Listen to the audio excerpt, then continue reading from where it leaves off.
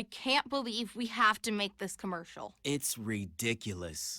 You'll think it's ridiculous too. Listen to this. This commercial is about, well, it's about parents being rude at high school athletic events. Ridiculous, right? It gets worse.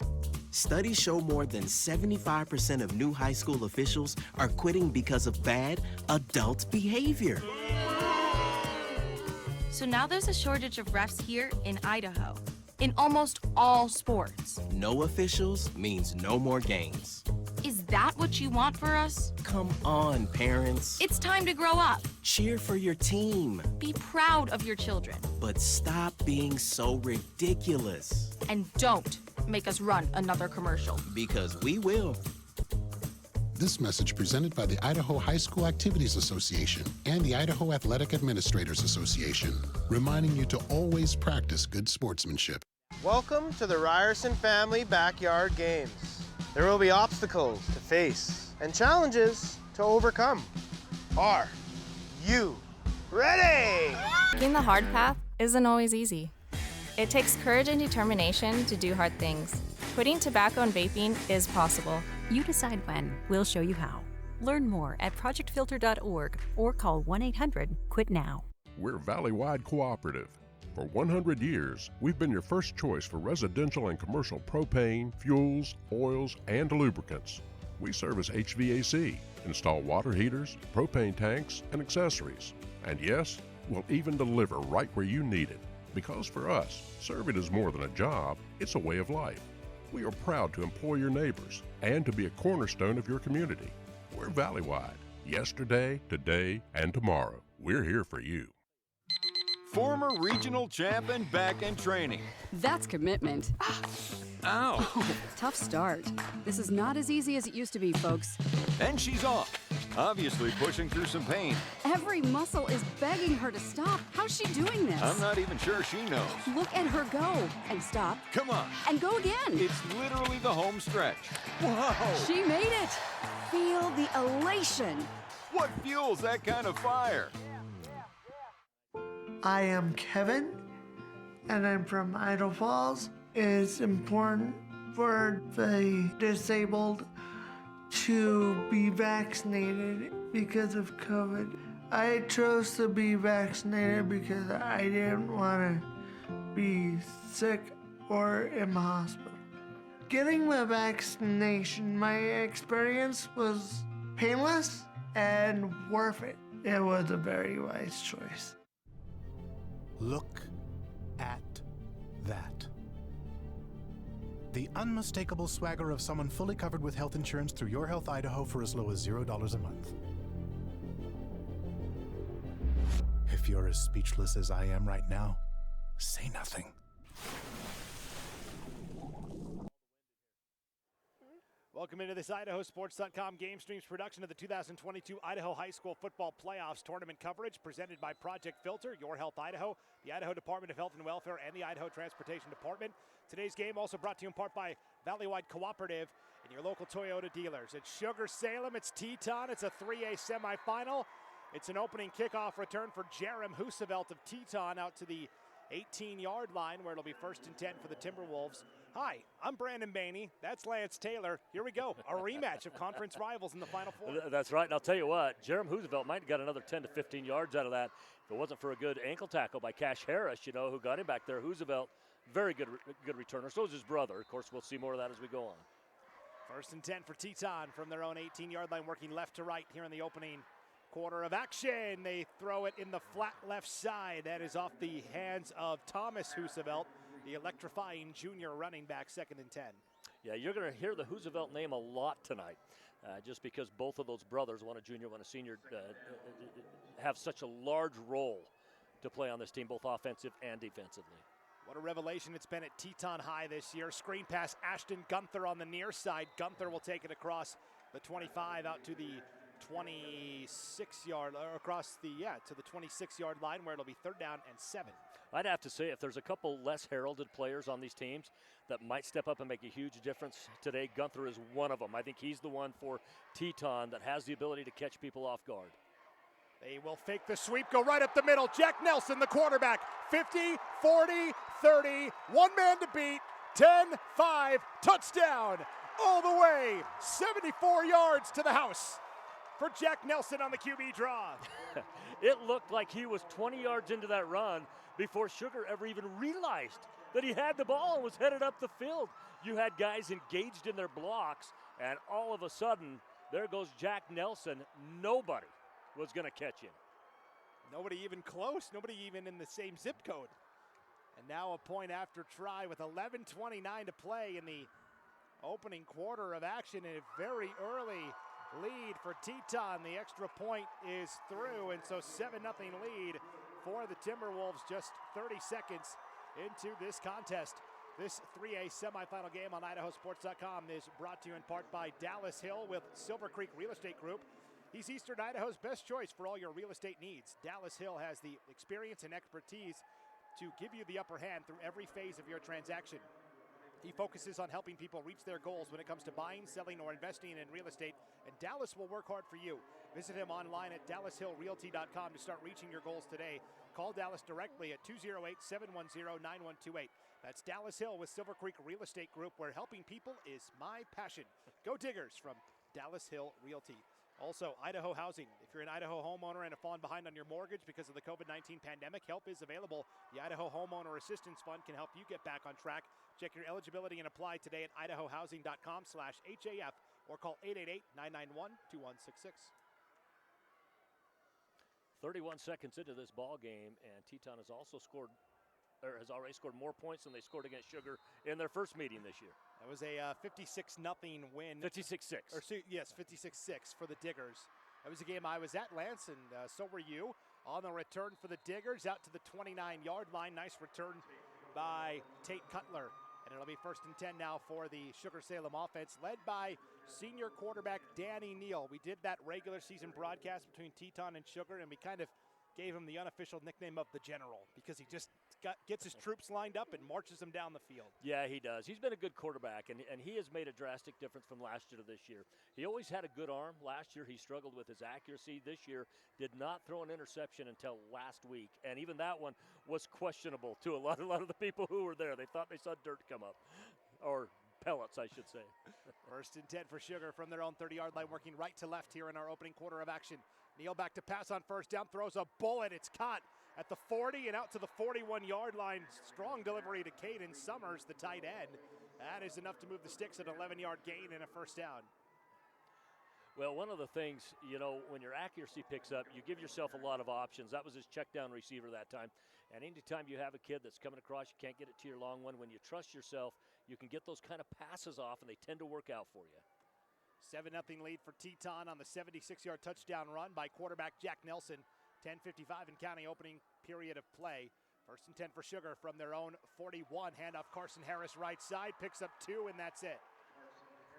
Carson Harris last year, of course, was their leading rusher, and it was almost in an odd way. His brother Ryan was really the starting tailback that year. He got hurt in their first game of the season, and then all of a sudden here comes Carson and just takes off and becomes spectacular. This year has not handled the ball quite as much, and a lot of it has been they've spread it out because they needed his energy for defense as well, as you'll see as it goes on. A lot of two-way players on this Sugar-Salem unit. 2nd and 7 for the Diggers. Neal out of the gun. It's an inside counter play. This is Summers now to the edge, the 50, the 45, the 40, lowering the shoulder, delivering the hit all the way down to the Teton 37-yard line. Caden Summers rumbles for the 1st down. It was Ashton Gunther that took the hit there, and he got trucked a little bit, but I'll tell you what, that took guts. He stood in there, and he realized, I'm the last player. If he gets past me, that's a touchdown. He did a great job. 19-yard run there for Caden Summers. In my score sheet here, I've got room for 9 ball carriers. Over under on how many Sugar-Salem guys will tote the rock today. I'll take the over. Should we drop a bet on it? 1st and 10. Neal delivers a strike. It's off the hands.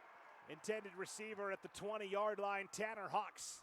Incomplete pass on the far sideline, 2nd and 10. We were talking about, I said, on the other side of the ball with Teton, how Gunther could be that player that could be a difference maker that's maybe a little bit less heralded than some of the others. On the Sugar side of the ball, Tanner Hawks is the potential to be that player today. He's one of the fastest 100-yard dash times in the state last year in track at any school size. In fact, he had a chase down this year of a player out of Utah that was one of the most amazing chase downs ever. And so he could be that on that side of the ball. I think those are two players we're going to have to keep our eyes on. Yeah, speaking of Utah, there's an anecdote I'll share here in a second. I'm not sure the ball was supposed to be snapped there on the first hut, but Neal takes it anyways across the 30 out to the 29-yard line. That is a nice pickup of 7 yards on the run. So you talked about Ashton Gunther from Teton. He transferred in from Lone Peak High School. That's right. Down in Utah, helped them win a championship last year. So he's brought some real championship pedigree and leadership to this Teton program. That's right. Well, and Lone Peak's one of those perennial programs down there. You think of some that are perennial. Of course, basketball, they ended up #1 in the nation one year, with that. But you think of perennial, you think of Lone Peak, you think of Bingham, you think now of Corner Canyon, places like that, and he was a part of that. 3rd and 2 for the Diggers from the 29-yard line of Teton. Carson Harris across the 25 to the 23, pickup of 6. And a first down for Sugar-Salem in Wyoming. Didn't win either one, but he then becomes Teton's head coach, and what does he do? Plays Jackson in the season opener and beats his old team. Yeah, that's right, and that was after beating Teton a number of times as Jackson's head coach. So, yeah. I guess we could say it's the man, huh? That's right. 1st and 10. Neal throws the out route, bobbled, and then nearly picked. Intended receiver that time on the out route was Zach Doherty, the tight end.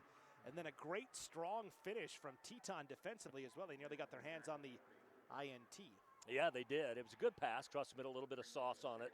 Made it a little bit tougher to handle. But the tight end, Doherty, he's usually got pretty good hands.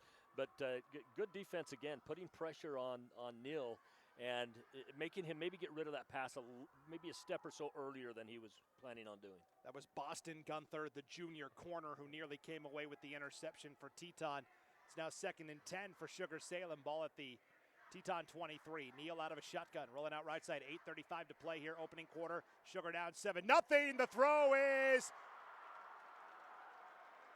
almost picked off. Yeah, nearly picked off again. I was trying to see if he actually came down with it, but it does look like Thomas Husevelt wasn't able to hang on all the way. So an incomplete pass, another near interception. It's now 3rd and 10. Boy, that was one of those from where we're sitting at, Brandon. It looked like he picked it off. Yes. It took me seeing the official throw the ball back in to realize he didn't have it.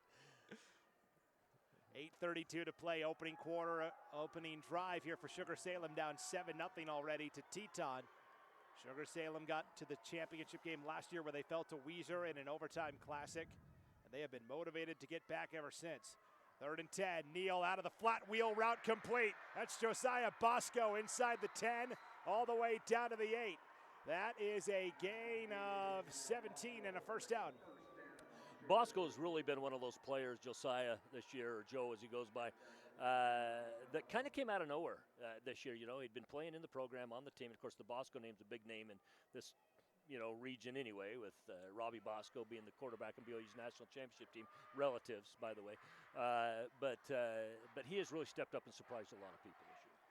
1st and goal from the 8. Handoff left side, cutting through down to the 1-yard line is Tate Cutler. So Cutler slithers ahead for a gain of 7. It'll be 2nd and goal from the 1 for Sugar with 7:50 and counting opening quarter. I couldn't tell if that was Adair. In fact, it was. Riggins Adair. Great tackle. Just before he got there, he was able to get in, get both those legs tied up. Looked like a rodeo. Both those legs tied up and got him to fall short. So Cutler gets 7, 2nd and goal from the 1. Everyone bunched in tight, with the exception of Ty Hurlinger on the left side. QB sneak, Daniel Neal. That's his specialty. Danny Neal has the Jerome Bettis stat line a lot of times where it's like 4 carries, 7 yards, right, 2 touchdowns. Right. That's right. Well, and that's the thing. In fact, we were talking about this a little bit before the game. Brandon and I were discussing, some different quarterbacks around the state and kind of their styles and what some of the benefits are that some have. Daniel Neal has never been that kind of quarterback that's going to run to the perimeter and juke somebody out of their step and stuff like that. But he's a big quarterback, and he tends to put that weight into it with a big offensive line and gets those yards. Mason Kinghorn on for the point after try.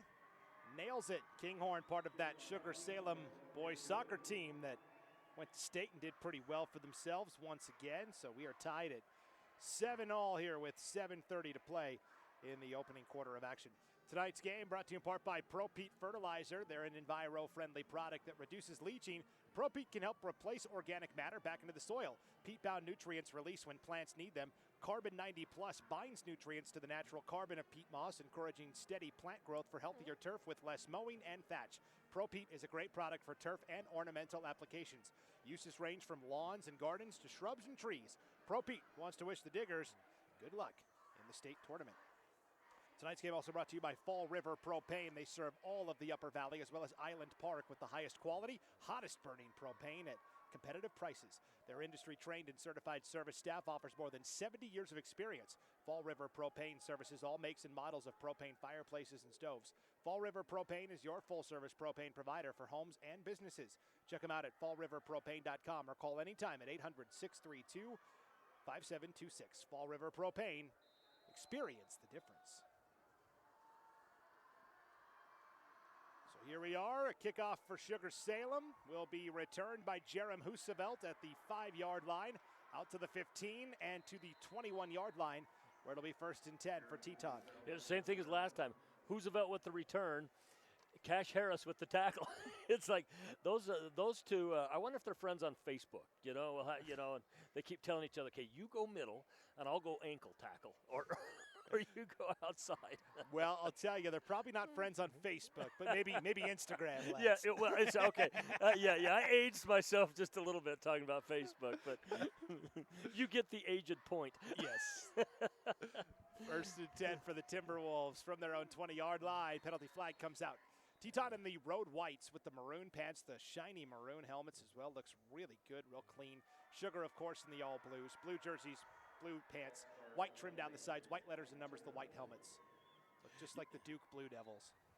Yeah, I think another player you got to watch for, if you're Sugar-Salem, a player from Teton that can hurt you is Ty Brown. Ty Brown, he's 6'4". He's a district high jump champ plus a state qualifier for the high jump. And if it turns into a jump ball, he will probably win that battle. 1st and 15 for Teton following the false start penalty from their own 15-yard line. They will give to Jack Nelson. I guess they won't give it to him. He'll just take it. Nelson on the QB draw gets 5. We're right back to the original line of scrimmage where it's 2nd and 10. Well, we know he's not afraid to run it already with a touchdown wide open this ball game. And he can sling it too. That's the scary part. Nelson will hand off this time to Thomas Husevelt right up the middle. Husevelt carries it for 2, makes it 3rd and 8. We're down to 6:50 to play in the opening quarter, tied at 7-all. Teton scored on a 76-yard touchdown run by Nelson, the quarterback. Sugar a little more methodical in the way they moved it down the field. It all counts the same, though, right? Yeah, and what we're seeing is we are seeing both teams play to their strengths right now. Teton loves the big play. They've shown it throughout this postseason. Nelson drops the ball, stands in, doesn't matter, throws a ball too high for Ty Brown, incomplete, right around the 40-yard line. Well, that's what we talk about. Now, on that one, unfortunately for Brown, he wasn't able to pull it in. But that's what we talk about there. That ball was high enough. There's a big height difference, between Brown and Trevin Holman. And as you look at that ball was only in a spot where if it got caught, it was going to get caught by Brown. It couldn't be caught by anybody else. And that can be dangerous for the defense. Definitely. It will be a punt situation here. Jerem Husevelt back to punt for Teton. Back deep return for Sugar is Ty Hurlinger. Snap comes back on the ground. Line drive kick. Hurlinger off his chest. Hurlinger has to fall on it back at the 48-yard line of Sugar-Salem. Lucky break there for Hurlinger. Yeah, Hurlinger's another one of those kids that kind of flew under the radar last year. Had that ischial tuberosity injury. My son actually went through that where pulled a chunk of bone off, his tuberosity, set out most of the season, comes back right in time for the playoffs, and in the semifinals ends up breaking his collarbone. So he didn't have a big stat line going into this year. Had a chance to talk to a couple different college coaches that this is another one of those kids that can play at the next level, and a coach might be able to get a still in somebody like him because he's flown under that radar. A lot of future college players out here today on both sides for Teton and Sugar-Salem. Certainly is. 1st and 10, Danny Neal, quarterback draw, straight up the middle, doing his best Jack Nelson impression. Out across the 40, all the way to the Teton 34-yard line for a 1st down. Well, right now, Sugar-Salem is giving the secondary a lot of work on their runs right now. Runners are getting through that initial line and several times got through the linebackers, and it's been on those safeties and sometimes a corner to come over in order to make that tackle. 18-yard run for Danny Neal up the middle. 5:50 to play first quarter. 1st and 10 for Sugar-Salem. Ball at the Teton 34 in a 7-7 ball game. Split backs behind Neal under center. They'll give to Carson Harris left side. Stumbles his way to the 30-yard line for a pickup of 4. To bring up 2nd down and 6 for Sugar-Salem with the ball at the Teton 30. Sugar working right to left here in this opening quarter of action. We're at 5.5 minutes to play in the opening period. Yeah, one of the things we talk about these teams, they know each other very well. There's no secrets between these teams. That's for sure. And when we talk about teams playing to your strengths, that's what you do when there's no secrets. You might have an occasional play here and there that you pull out that you didn't use before, but these guys know very well who each other is and what each other's strengths are. Part of that 3-team Mountain Rivers Conference along with South Fremont, so somebody's always got to buy in league play. They can just sit back and scout the opponent. Here is a nice throw in the flat, complete to Tanner Hawks, all the way down to the Teton 10-yard line. Just a little bootleg right. Hawks escaped into the flat, and they'll mark him down officially at the 12-yard line where it'll be 1st and 10. Yeah, I believe they actually lined him up as a tight end that time. He threw that initial block, went out to the flat on the right side, and nobody stayed with him. And we talked about him as being one of those potential less heralded kind of difference makers in a ball game. A lot of those guys for Sugar-Salem. They've got 12, 13, 14 different guys that'll all touch the ball. Trips to the short side of the field, the right side option play. Pitch out to Bosco inside the 10. Great block on the perimeter. Maybe too good as the penalty flag comes out at the end. For the moment, it's a 12-yard touchdown run for Bosco off the left side. But it was Zach Doherty, the tight end, out there on the perimeter that may be called. Yeah, I think that's going to be a hold on Doherty is what we're going to get. That's a 10-yard spot foul. Spot on. Yeah. And so I think Doherty initially had the good block, and then it went a little too long. Well, yeah, it did, and the hands went from the inside to the outside. Yeah. And once you do that, you're going to get that called.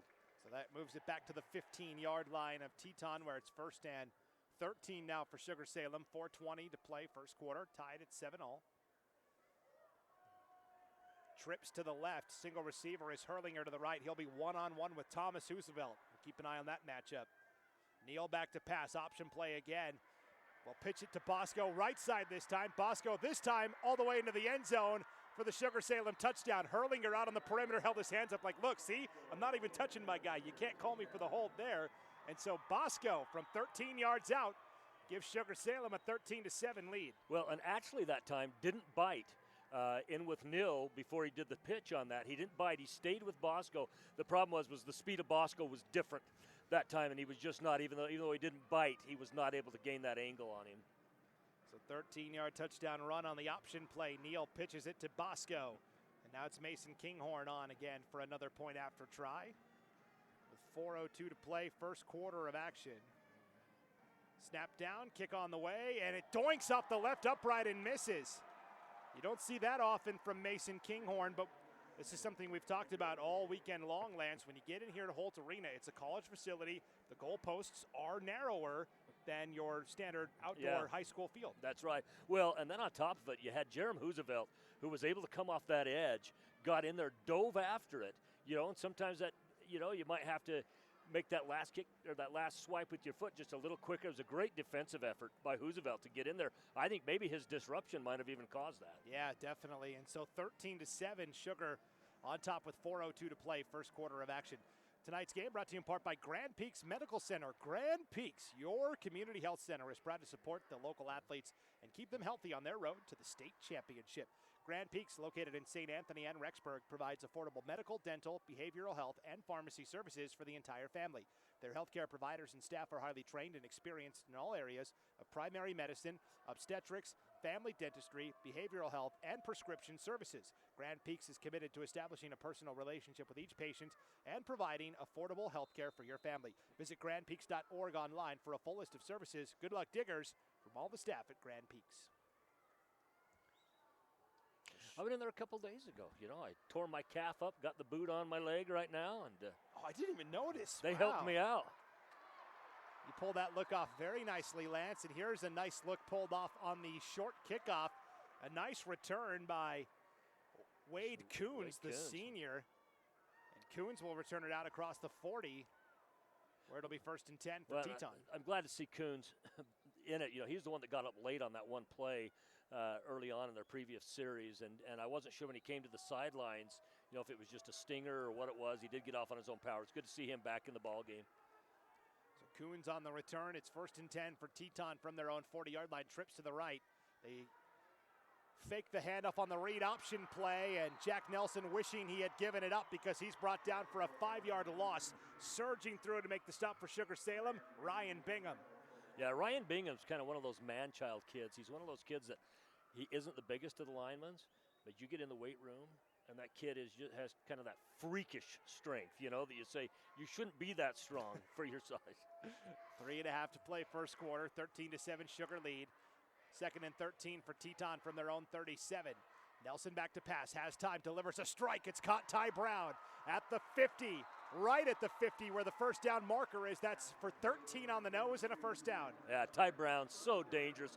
And that first pass when they went to him earlier today and he didn't, he wasn't able to bring that in, that is not common of him. If it's a place where he can get even one hand on it, chances are he's going to pull that down. Ty Brown is an exceptional athlete.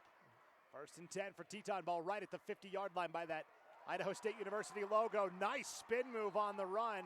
That's Thomas Husevelt spinning at the 45, getting to the 40 for a 10-yard gain. And another, well, they're going to say 2nd and inches. Very close to another Teton first down. Great block by Mason Ells, number 60, who opened up that hole for him to go through. That was as good a block as you'll see on a line. 2nd and inches, sweep play right side. This is Husevelt to the 35-yard line. Thomas Husevelt this time will pick up the first down on a gain of 6. Yeah, good play call. I like that. Go ahead and use that speed of Husevelt to the outside. All you're needing is a little bit, and then you live to play another set of downs. Gain of 7 for Thomas Husevelt. 2:39 to play first quarter. 1st and 10 for Teton, ball at the Sugar-Salem 34-yard line. Teton trailing by 6, 13-7. Double handoff. Gunther gets it from right to left, and Gunther will take it out to the 31-yard line. So they hand it off to Thomas Husevelt initially going left to right. The double handoff back to Ashton Gunther, and Gunther picks up 2. Yeah, he did. It was good. It looked like he was going to get a little more. Court Summers got in there, grabbed him, and then Carson Harris comes in. But Gunther has a lot of speed, and he's able to cut. His lateral is very good to get back to that middle like he did that time. Trips to the right, tight end to the right as well as Ty Brown. QB keeper Nelson to the 30, gets only a yard. Teton fans wanted a face mask call, I think. Well, and it was Court Summers. I think what they were looking for was a horse collar on that. Yeah. He reached back. Nelson was past him. He reached back and grabbed him. He must have just had jersey because it did look like a horse collar to me. 3rd and 7 now for Teton, ball right at the 30-yard line. 1:44 to play first quarter. Bad snap. Nelson's got to pick it up, and he's sacked back at the 45-yard line. 2 diggers in on the rush. It was Zach Doherty and Carson Harris. Yeah, and then Caden Summers came in Summers. just to kind of put the exclamation point on that. Yeah, 14, 44, 24, all in there. And yeah. 24 is the one I missed. It is 4th down and 18 now for Teton. It looks like for the moment they are keeping the offense out there on the field. Yeah, this isn't bad go-for-it range. If you punt, you end up in the end zone. They're coming out to the 25 anyway. 1 minute to play first quarter. 13-7 lead for Sugar. 4th and 18 for Teton from their 40-yard line. Nelson throws a strike. It is complete on the slant. Caught, but well short of the first down. Ends up being about a 12-yard connection on the slant to Thomas Husevelt. Yeah, it was a good play. They weren't going for the sticks there. They just wanted to make a little more room for Sugar to have to work there. And I had mistakenly said it would come out to the 25-yard line. Been watching too much college football lately. College football and pro now. Out to the 25-yard line. High school, still the 20 in a touchback scenario. Yes. 1st and 10 for Sugar now. Final 56 seconds of the opening period of play from their own 32-yard line. Trips to the left, single receiver to the right. Neal out of the gun here. Back to pass. Will dump off in the flat. Carson Harris caught with blockers in front of him. The 40, the 45, the 50. Cuts back to the 45. Breaks another tackle to the 40. And finally brought down at the Teton 36-yard line. Penalty flag comes out at the end as well. We'll see exactly what that is. It's looking like, the way I saw it, that it might have been a face mask to bring him down there towards the end. But Carson Harris, it takes him twice as many steps to get somewhere. because he's only about 5'4", 5'5". And by the time he's run 5 yards, it is a face mask. He's got 20 steps into that baby. 32-yard connection from Danny Neal to Carson Harris. Neal has completed 4 passes, Lance, to 4 different receivers. And just a 5-yard variety on the face mask. Nothing egregious. It looked like he'd grabbed it and then quickly let go. So 1st and 10 for Sugar-Salem. Ball at the Teton 32. Final 30 seconds of our opening quarter of play. Trips to the right. Single receiver to the left is Doherty. Neal out of the gun. Has time. Throws the fade to Doherty. Had a step. Has the catch inside the 10. And forced out of bounds around the 6, where it'll be 1st and goal for the Diggers.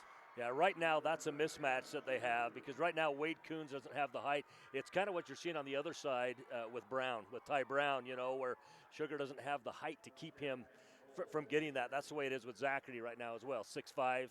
It's a tough matchup. I do like the matchup of Thomas Hoosevelt and Ty Herlinger on the other side, though. We haven't seen him go to Ty because of that. That is a great matchup because there's 2 kids that could play at the next level. Definitely. 27-yard connection to Doherty. 1st and goal from the 5. This is Bosco off the left side. Down to the 1.5. I'm going to put it back at the 2, it looks like.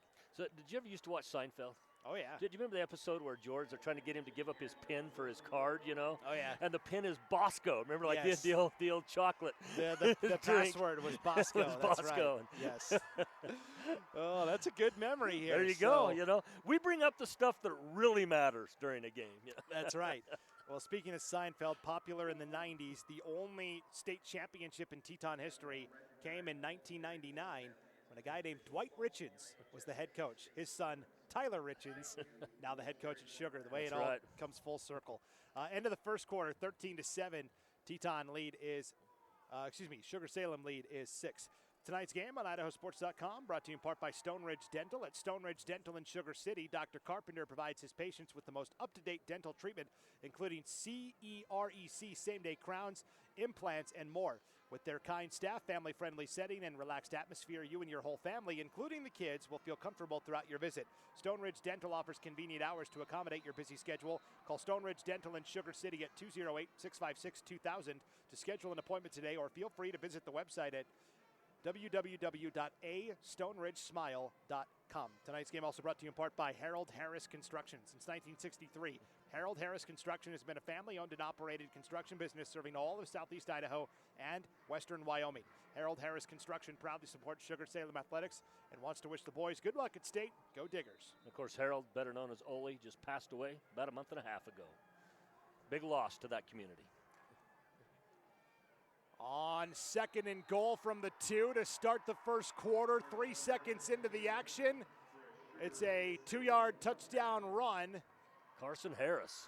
And right off left tackle, Harris takes it in. Yeah, he followed big old Caden Dowling in, who's also a junior, 300-plus pounder, and then Dowling just went over there to give him a big hug after. I don't know who was hugging who, You got to be grateful for that big lineman that you can just kind of tuck in behind there. The hug was mutual. Extra point for Kinghorn, right down Broadway this time. So Kinghorn's kick is through, and that extends the Sugar-Salem lead to 20-7.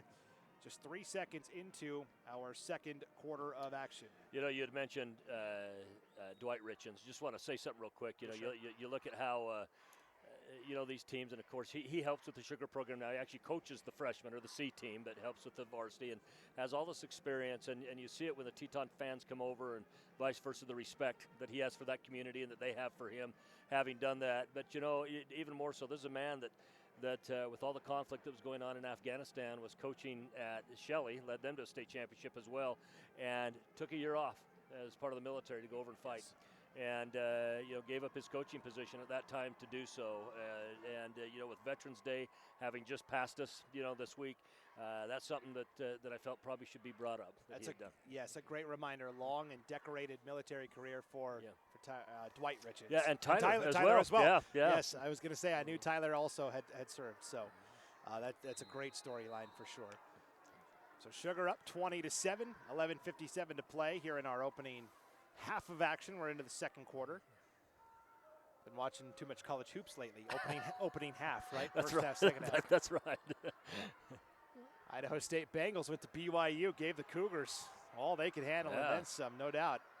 Out across the 25, out to the 28-yard line where Teton will start 1st and 10. Well, and then BYU goes last night down to San Diego State, leads that entire game till right towards the end. Number 19 San Diego State ends up pulling it out by 6 points.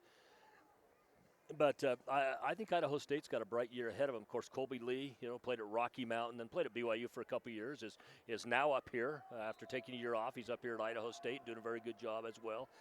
Big man in the middle. And they got a great point guard as well, Miguel Tomley. Yes. Came through transfer portal as well.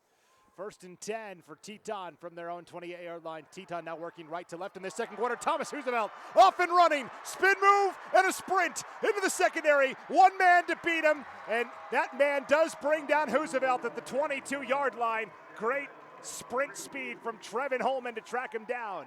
Yeah, and Trevin Holman's another one of those guys along with Tanner Hawks that qualified for the finals in the 100-yard dash at the state track meet last year. That was a gain of 45 on the run for Thomas Roosevelt. 1st and 10, inside counter, off the right side, across the 20 down to the 18-yard line is Jack Nelson, the QB. Thomas Roosevelt on that great run there. Another thing with Roosevelt is he's strong. It's not an easy takedown. Even when you do chase him down, there's an extra 5 or 6 yards he's going to get out of that just simply because he's strong and he keeps his legs moving. 11 minutes to play before halftime. 2nd and 5 for Teton. Screen pass complete to Thomas Roosevelt inside the 10, inside the 5. 1st and goal for the Timberwolves at the 5-yard line. Gain of 13 and a 1st down. Yeah, finally brought down by Ty Herlinger, but I like what they're doing, speaking of Teton, with their blocking scheme to the outside. Every time they go to the outside, it's a double block on a single defender, and it's opening that up for that side run. 1st and goal from the 5. They fake the sweep. They give up the middle. That was a direct snap that time to Roosevelt. Thomas Roosevelt takes it down to the 3, actually to the 2, where it'll be 2nd and goal. Yeah, Roosevelt, and that's a smart play. Bring Roosevelt in, just run that wildcat with him to the direct snap, give him that opportunity to use those legs. Looks like a similar formation here. And now, a little, I don't know if that was a trick play or design or. I think it was a little bit of a broken play because Nelson wasn't even looking at the center, and it hit him right in the belly. Yeah. And he turns and he has it. And penalty flags come out on the play as well, so I don't even think everybody was set. No, that might be a false start. I mean, sometimes teams do scheme that up where it's like, hey, what's the call? I can't hear you, and they snap the ball and then they run. Sure. I don't know about that one. Yeah, he seemed surprised when it hit him. But it stayed in his hands. Illegal shift on Teton because Thomas Roosevelt was walking to the sideline like he was getting instruction from the coach, and I thought they might do the direct snap to him again. Next thing I know, it's in Nelson's gut, like you said, Lance. And so that'll move it back 5 yards. 2nd and goal from the 7 now, and now we've got another stoppage player. The Sugar-Salem coaching staff wants some clarification. 10:29 to play before halftime, 20-7. Sugar-Salem lead. Teton on the move, though. 2nd and goal from the 7-yard line. I think Sugar is talking about a substitution here. A substitution infraction. Yeah, I mean, there was a lot of confusion. Or what they viewed as that. However, either way, it's only a 5-yard penalty, whichever one of those you take. So either way, it would have just come back to the 7.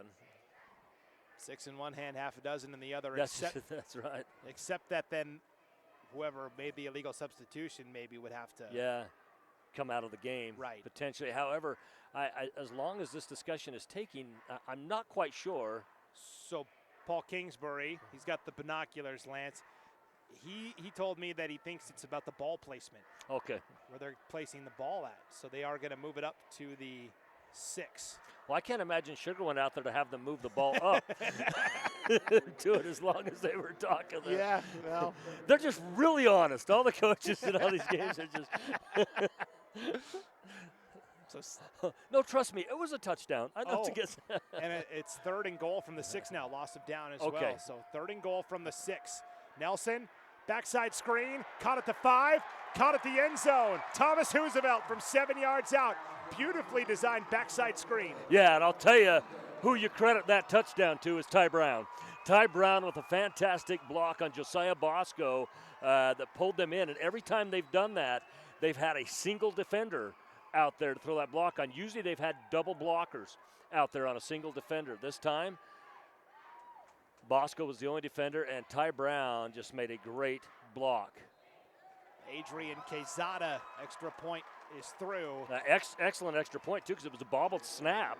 And they still got it there in time, and he got it up and through. Makes it 20-14. Sugar-Salem lead down to 6 with 10:16 to play here before halftime. So tonight's game on IdahoSports.com is brought to you in part by Taylor Chevrolet, proud to support Sugar-Salem athletics. Taylor Chevrolet has been serving the Upper Valley for over 90 years with excellent service and a stellar sales team.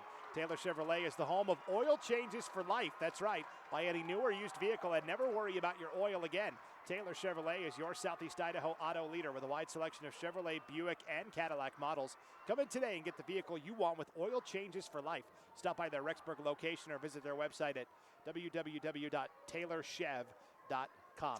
Tonight's game also brought to you by Upper Valley Orthopedics, the Upper Snake River Valley's renowned state-of-the-art orthopedic and sports medicine clinic. Doctors Michael Larson, Kevin Lee, and Travis Torngren are board-certified orthopedic surgeons treating all conditions of the shoulder, elbow, hand and wrist, hip, knee, foot, ankle, and sports-related injuries. Please call for an appointment 208-356-9550 or make a request online at uppervalleyortho.com.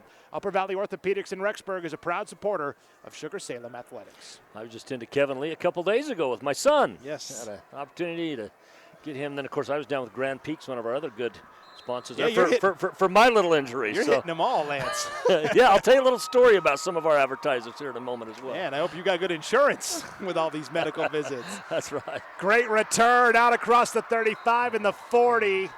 I believe that was Bosco on the return. Yeah, and I think Sugar got away with a little bit of a block in the back over there that would have been around the 30-yard line, which would have brought the ball back to about the 20. I couldn't quite tell from my angle, but it just appeared to be.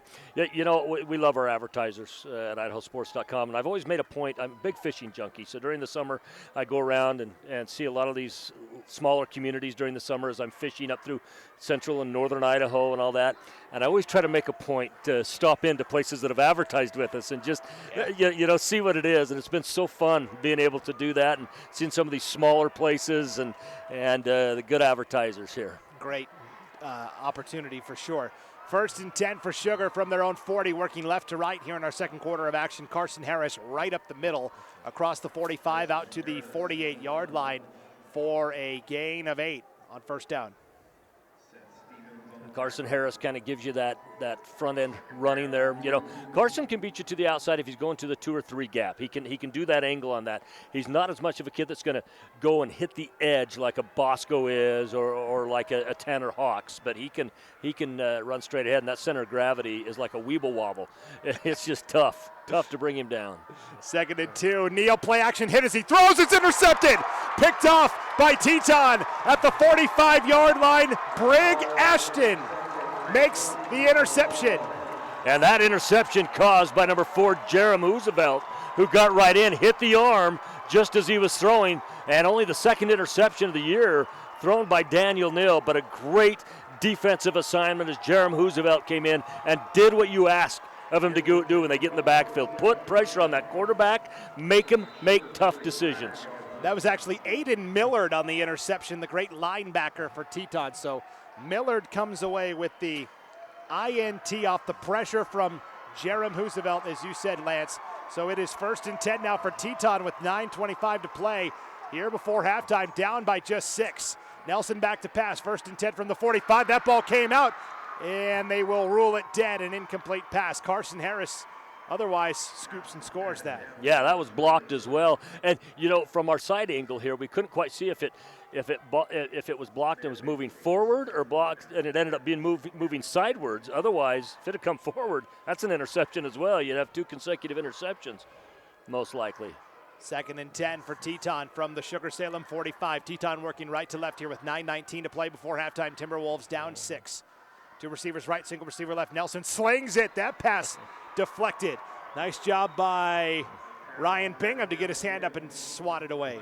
Yeah, that was intended for that was intended for Ty Brown on that play, and some of the coaches over at Sugar were upset the officials didn't throw a flag on that because he did not line up eligible on that play. He went down in a three-point stance, full three-point stance on that.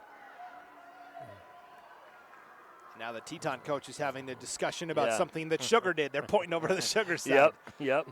Can you tell these two are conference rivals? Yeah, you think? And not only that, but the tie that you talked in about, the coaches that have crossed, grown up in that area and crossed over. 3rd and 10. Nelson to the sideline. It's in and out of the hands of Thomas Hoosevelt. Good coverage defensively by Tate Cutler, but Hoosevelt should have had that around the 20. Yeah, it hit him right in the hands. I mean, that was as good a pass as you can get in that scenario. Hit him in stride as well. And had he have got that, I mean, Tate still might have got him down, but that would have been a fantastic catch. 9:10 to play before halftime. 20-14 lead for Sugar-Salem. Teton facing a 4th and 10 at the Diggers' 45-yard line. They went for it on 4th down in a pretty similar situation just on the other side of the field. And like you said, if you don't get it, no harm, no foul. Nelson on 4th and 10 has time, fires over the middle. It is caught by Gunther. He holds on for the 12-yard gain and the first down. Wrapped up immediately by Bosco, and somehow Gunther held on. Yeah, that was a great catch by Gunther because it was contested the entire way. That's one of those plays you say, hey, that was great defense, just better offense. Gunther ran just a little curl route, posted up, and made the reception, and now Sugar-Salem going to take a timeout to talk things over as 8:56 to play before halftime. Teton down 6, but on the move. 1st and 10 from the Diggers' 33. Tonight's game is brought to you in part by Pocock Trucking, based in Sugar City, but they send trucks all over the western United States and even up into Canada. Pocock Trucking is full service, and by that, we mean they do everything. They haul bulk commodities like feed, fertilizer, grain, and potatoes. They offer minor shop repairs and have a full-service lube bay. They grow potatoes, dairy, quality alfalfa, and more, and they can even sell you a used truck if you need one. Pocock Trucking's main office is in Sugar City, and their truck shop is located in St. Anthony. To find out more, go to PocockTrucking.com. Pocock proudly supports Sugar-Salem Athletics and wants to wish them good luck in tonight's game. So what do they do, Pocock Trucking, when South and Sugar get together and play? Because they the Pococks went to Sugar, and so and live in the Sugar boundaries. But just a little side note on that. Of course, one of our other advertisers, which is Pro Pete, that you have, same owner. That's the same owning group as well. That owns that. But they're big in both communities. Of course, they cheer for them. But their kids have gone to Sugar, so they've ended up cheering more for Sugar in that scenario. That breaks the tie. Yeah. 8:56 to play before halftime. 1st and 10, Teton from the Sugar 33. A throw at the 30-yard line on the right side into heavy traffic is caught. So impressed with Jack Nelson and his ability today to thread the needle. That one was almost knocked down by Zach Doherty. Those long, stretched-out arms, he just got it right in there, and Bosco had to make the tackle. And I'm trying to see who made the reception for Teton, but the receiver is very slow to get up. I'm thinking... I thought it was Hoosevelt. I thought it was Jerem or Thomas Hoosevelt.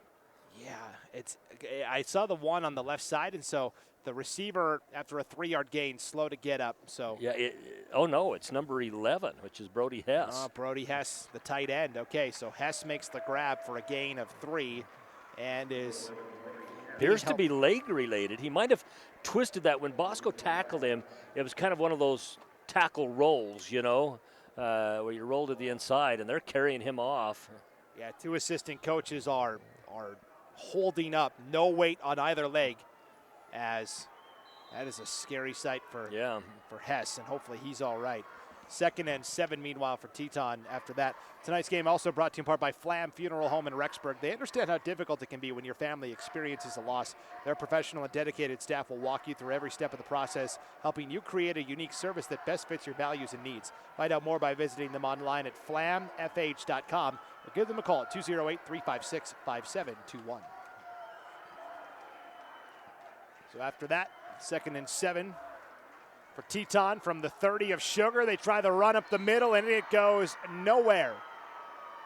Surging through to make the initial stop was Court Summers, and then about 5 other guys helped fill in. Yeah. And even with that, they gained an extra yard out of that play and put it down to the 29. the Sugar side of the field. So Thomas Roosevelt gets a yard to make it 3rd and 6. That's a painful yard. Yeah, they felt bad for him after getting piled on by 5 different guys. We'll give you a yard. 3rd and 6 from the Sugar 29, 7.5 to play before halftime. Sweet play left side. Roosevelt will be 2 yards shy of the first down, brought down at the 25-yard line for a gain of 4. It'll be 4th and 2 upcoming for the Timberwolves. And Mason Ells, number 60, who's already had some good blocks today, went and made a block on the outside there to get that extra yardage there. Right now, I'm extremely impressed with Teton's ability to block on the perimeter. Yeah, Mason Ells at left guard, and then the left tackle, Kiowa Jepson. Really 2 strong guys on that left side of the line for Teton. 4th and 2, direct snap to Roosevelt, brought down in the backfield. Sugar-Salem gets the turnover on downs. Court Summers in there again, along with Samuel Gonzalez. Yeah, good old Sammy. Spends about half his life in a different home there in Sugar. He happens to be good friends with somebody that I know quite well. But, yeah, Sam Gonzalez, another one of those, that linebacker crew that's not super tall for Sugar, but very physical on the inside. Now, one of the things you have to look at here, 7:04 on the clock. I think if you're Sugar, you look and say, listen, if we can make this the last possession of the ball game, we score on this, we also get it to start half number 2. And I think if you're Teton, you look and says, guys, we got to get another possession in this first half because we got to get some more points up on the board. Carson Harris spin move on first down across the 35 out to the 39 for a gain of 11 and a Sugar-Salem first down with 6:56 to play here before halftime. Beautiful upgrades to this facility. Just looking across there, the dome has needed it for a long time, Holt Arena. Yes. And we see it. We could not be more impressed. At least I couldn't with what they've done thus far, and exciting what they have left to do. And yeah, they're at halftime of the renovations, and then over the next year they'll do the side we're on with the press box. But they've got the president's deck up top, the luxury suite, so to speak, and yeah, really beautiful facilities. And here's a beautiful run by Neal. Across the 50, the Teton 40, and all the way down to the Timberwolves 38-yard line for a first down. That was a saving tackle that time by Roosevelt. Thomas Roosevelt has probably been involved in more plays in this game than any other single player between offense and defense. Yes. He has been in on a lot. Also in on that was number 22, Riggins Adair. And I think Danny Neal heard my Jerome Bettis stat line comment. His last 2 runs have gone for 18 and 23 yards. Yeah. He said, hey, I can put up more than 1 or 2. What do you think about that, Brandon Bainey? 1st and 10 for the Diggers. Ball to Teton 38, up 20-14 with 5:50 to play before halftime. Handoff left side across the 30 and out to the 28-yard line of Teton, awfully close to a 10-yard gain for Bosco. And it's going to be 2nd down and inches. A lot of different weapons out there right now for Sugar-Salem. We talk about the Roosevelt kids. Should mention as well, their father's the basketball coach out at Teton and does a great job as well. Always has his team ready. He's a high-class individual. Grew up in the Soda Springs area. In fact, his dad coached against me in high school. His dad's up helping with the program as well. Has brought in a lot of knowledge. And Teton, very, very tough, competitive program. His boys are both exceptional in that program as well. Yeah, Teton basketball, really fun to watch. Girls basketball, they have a new head coach this year. Yeah, they do. And girls basketball tipped off last night, Lance. I can't even believe that. It's hard to even fathom that. Yeah. Timeout taken here by Teton with 5:47 to play before halftime. And me personally, I can't stand that. I hate the overlap between girls basketball and football because with the semifinals and championship of football, that is stealing the thunder away from what should be an exciting start to the girls basketball season. That's right. And anytime you're in the state playoffs, that just takes precedence, over things. But and kind of the injustice that it does to girls basketball is boys basketball starts 2 weeks later, but by that time, football is now over, and you've had that time to hype up boys basketball that you just didn't have time for with the girls basketball season. Of course, girls extremely good. You talked about, Coons stepped down from coaching Teton last year after taking them to a state championship ball game, their first time ever going to that game. Unfortunately for them, they ended up with against a Sugar-Salem team that behind Crystal Carpenter that's been so good as well. But he did an excellent job out there too, and instilled a lot of pride in that program. And of course, Teton won the boys conference 2 years ago and had a great showing at the state tournament. Basketball, soccer, and now football. The rivalry continues between Sugar and Teton. Throwing the fade to the far side of the field to Ty Hurlinger.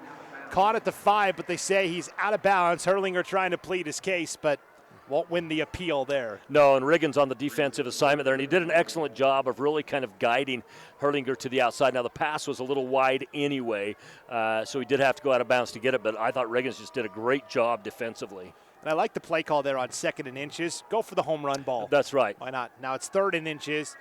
Ball at the 28-yard line of Teton. Hand off Carson Harris. First down across the 25 and cut down at the 23. Yeah. Nice tackle by Ashton Gunther, but enough for the first down. Well, and you talk about not only the 2nd and inches, and something like that, but you're also in 4-down territory. And so, it might be one thing if it's a 3rd down and you know that you're going to have to, it's a college game or something, you're going to have to kick a field goal or something if you don't get it. But knowing in high school that's 4-down territory, you got 2 plays to get an inch. Grace played Cami earlier today, had a 2nd and 1, threw an incomplete pass, got stopped on 3rd and 1 and 4th and 1. So Cami had the goal line stand. Handoff right side, first down and more, down inside the goal line, down to the 5, where it'll be 1st and goal for Sugar-Salem again. That was Caden Summers that time on the carry, and Summers all the way down to the 4, but penalty flag back at the 18. And I'm pretty sure that's going to be a holding. He was following one of his linemen out there, and then it looked like as the defender looked to pull off of that I saw some jersey stretch out, and that is in fact what they're calling. So Grace beat Cami earlier today. I was talking about that Grace game where they had 2nd and 1 and couldn't convert. Didn't really matter. They won 38-12. Pitched a second half shutout. Grace playing for their first state championship in school history, possibly next week against Oakley. Exciting times. And Teton hoping to take that step too. I know they've got the title from 1999, but this is relatively new territory for the Timberwolves. Yeah, it is, especially in the last while that has been so dominated by a Sugar-Salem program. It's so nice. Every team in the conference was just a very good team this year. 5 wide QB draw. Teton snuffs it out. Danny Neal picks up only a couple. That was a great tackle by Teton's defensive end, Jake Allen, the junior. Yeah, and he was actually hit right at the line of scrimmage. The 2 yards kind of came from the spin, as they were bringing him down. Otherwise, that's a stop for no gain. 4:25 to play before halftime. 20-14 lead for Sugar-Salem. It is a 2nd down and 14 for the Diggers. Ball is at the Teton 27-yard line. 3 receivers right, single receiver to the left is Doherty. Carson Harris, the tailback, on the right hip of Danny Neal. Neal gives to Harris on the draw play, bounces outside to the 20, the 15, lowers the shoulder, still going. Army crawling his way to the 10-yard line, where it should be 1st and goal for Sugar-Salem. Yeah, see, that's why you do those, what they call bear crawls in practice, like the Army crawls, because you never know when you're going to have to use that, Another tool in the toolbox for Carson Harris, gain of 16 to the 11-yard line, where it'll be 1st and 10. One of the things that's impressed me for both of these teams here in this ball game is how hard they're hitting. When contact is made, they're hitting very hard. You're not seeing these ones where it's like, boy, they could have put a little more effort into that tackle. Both teams are hitting very hard. 3 receivers right, single receiver to the left. Neal on 1st and 10 from the Teton 11. QB draw right up the middle, gets a block from Harris and gets a 11-yard touchdown run. Sprung by the lead block by Carson Harris. Neal right up the middle from 11 yards out. Yeah, I almost ran Harris a little bit like a fullback on that play. The one position that I wish would really come back in full form in football again is that, but with the with the spread offense, what you're doing is you're running an extra receiver as opposed to a to a fullback like you used to. But it's nice to see your backs get up in there and make a block to bring somebody through a line. 3:29 to play before halftime. Kinghorn extra point is up and in. So we've talked about this rivalry between Teton and Sugar-Salem and how it extends to not just football but into other sports. You talked about last year, Sugar-Salem and Teton met in the girls basketball state championship game. In boys soccer last year, it was Teton and Sugar-Salem for the championship. Sugar-Salem won both those matchups. This year, the district only got one team to state on both sides, I believe. And especially in girls soccer, Sugar-Salem was undefeated going into the district title match, and Teton knocked them out 1-0. That's right. Well, and it shows you how competitive that conference is. You see how competitive it is, and people look and say, oh, well, Sugar was undefeated in the regular season, but they don't see how close those games were sometimes, that it's not always indicative of how close teams are really matched up. It's like we talked about before this game. The regular season matchup was 56-6. Well, one thing that I've told fans around is they've said that. I said I believe this year if Sugar plays their best, that their best is probably better than anybody else's best. However, I said they are not 7 touchdowns better than Teton is. and we're seeing that right now on the board. we're seeing a whole different game than what we saw earlier in the year. Much closer, and Teton, I think, was a little shell-shocked when they took on Sugar-Salem that first time. On the return from the 5-yard line is Jerem Hoosevelt across the 10, the 15, the 20, the 25, and cut down at the 26-yard line. Good tackle there that time. Sam Gonzalez. Yeah. Sammy. Gonzalez defensively. So 1st and 10 for Teton. 3:22 to play before halftime. Down 2 scores. Giving up the ball to start the second half. You feel like this is a must-score drive here for Teton. Yeah, well, and again, when you start looking at percentages, so far, with the exception of the interception possession, Sugar has scored on every single possession they've had the ball. So do you want to give up 2 direct possessions to Sugar, knowing that they get it to come out in the second half? 1st and 10 for Teton from their own 27. They'll start with a screen. The Gunther's got a block to the outside, the 30. And out to the 33-yard line where it will be 2nd down and about 4. Yeah, and for those of you who are listening to this broadcast and not seeing it and just hearing what we're saying, I cannot express enough how good the perimeter blocking has been from Teton. And primarily, most of the time, it's been Ty Brown throwing those blocks. 2nd and 4, handoff up the middle this time to Jack Joyce. Yeah, I think that was Joyce, the sophomore. Joyce will take it for a gain of 3 to make it 3rd and 1. I asked Coach David Joyce, I said to Jack Joyce, he related to you? Because sometimes it's a nephew. Sometimes yes, I said, is that your son? And he goes, that depends on how he plays. Coach Joyce is a laugh riot. He keeps you on your toes, that's for sure. That's good. That's good. Well, and the thing is, you get in particularly smaller communities and farming communities where families have come back. Sometimes they've come back for generations and generations. So you'll see people, even if it's not a common name, you'll think, oh, they've got to be siblings, something, maybe 3rd or 4th cousins, down the road. And sometimes, like some of the Harrises, they're not even related. Not even related, you know.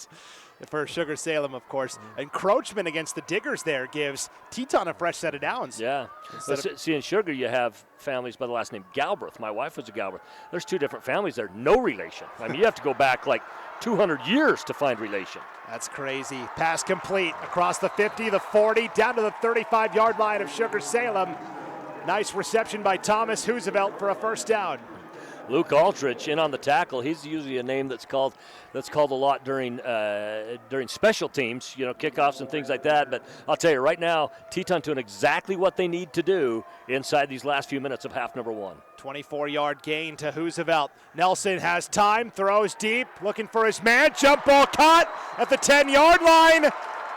For a 1st down by Ashton Gunther. Out jumped Ty Hurlinger. Yeah. Got the 50-50 ball. Yeah, Ty Hurlinger and Cash Harris both over there defensively. That ball could not have been thrown better than it was thrown that time by Jack Nelson. So 32-yard gain to Gunther makes it 1st and goal from the 10 with 1:50 to play before halftime. Teton down 27-14. Thomas Hoosevelt right side was stood up right at the 9, somehow escaped. It takes it down to the 7. Nice 3-yard gain there. And Teton will line up quickly here as the clock rolls. Now Teton has 2 timeouts to work with.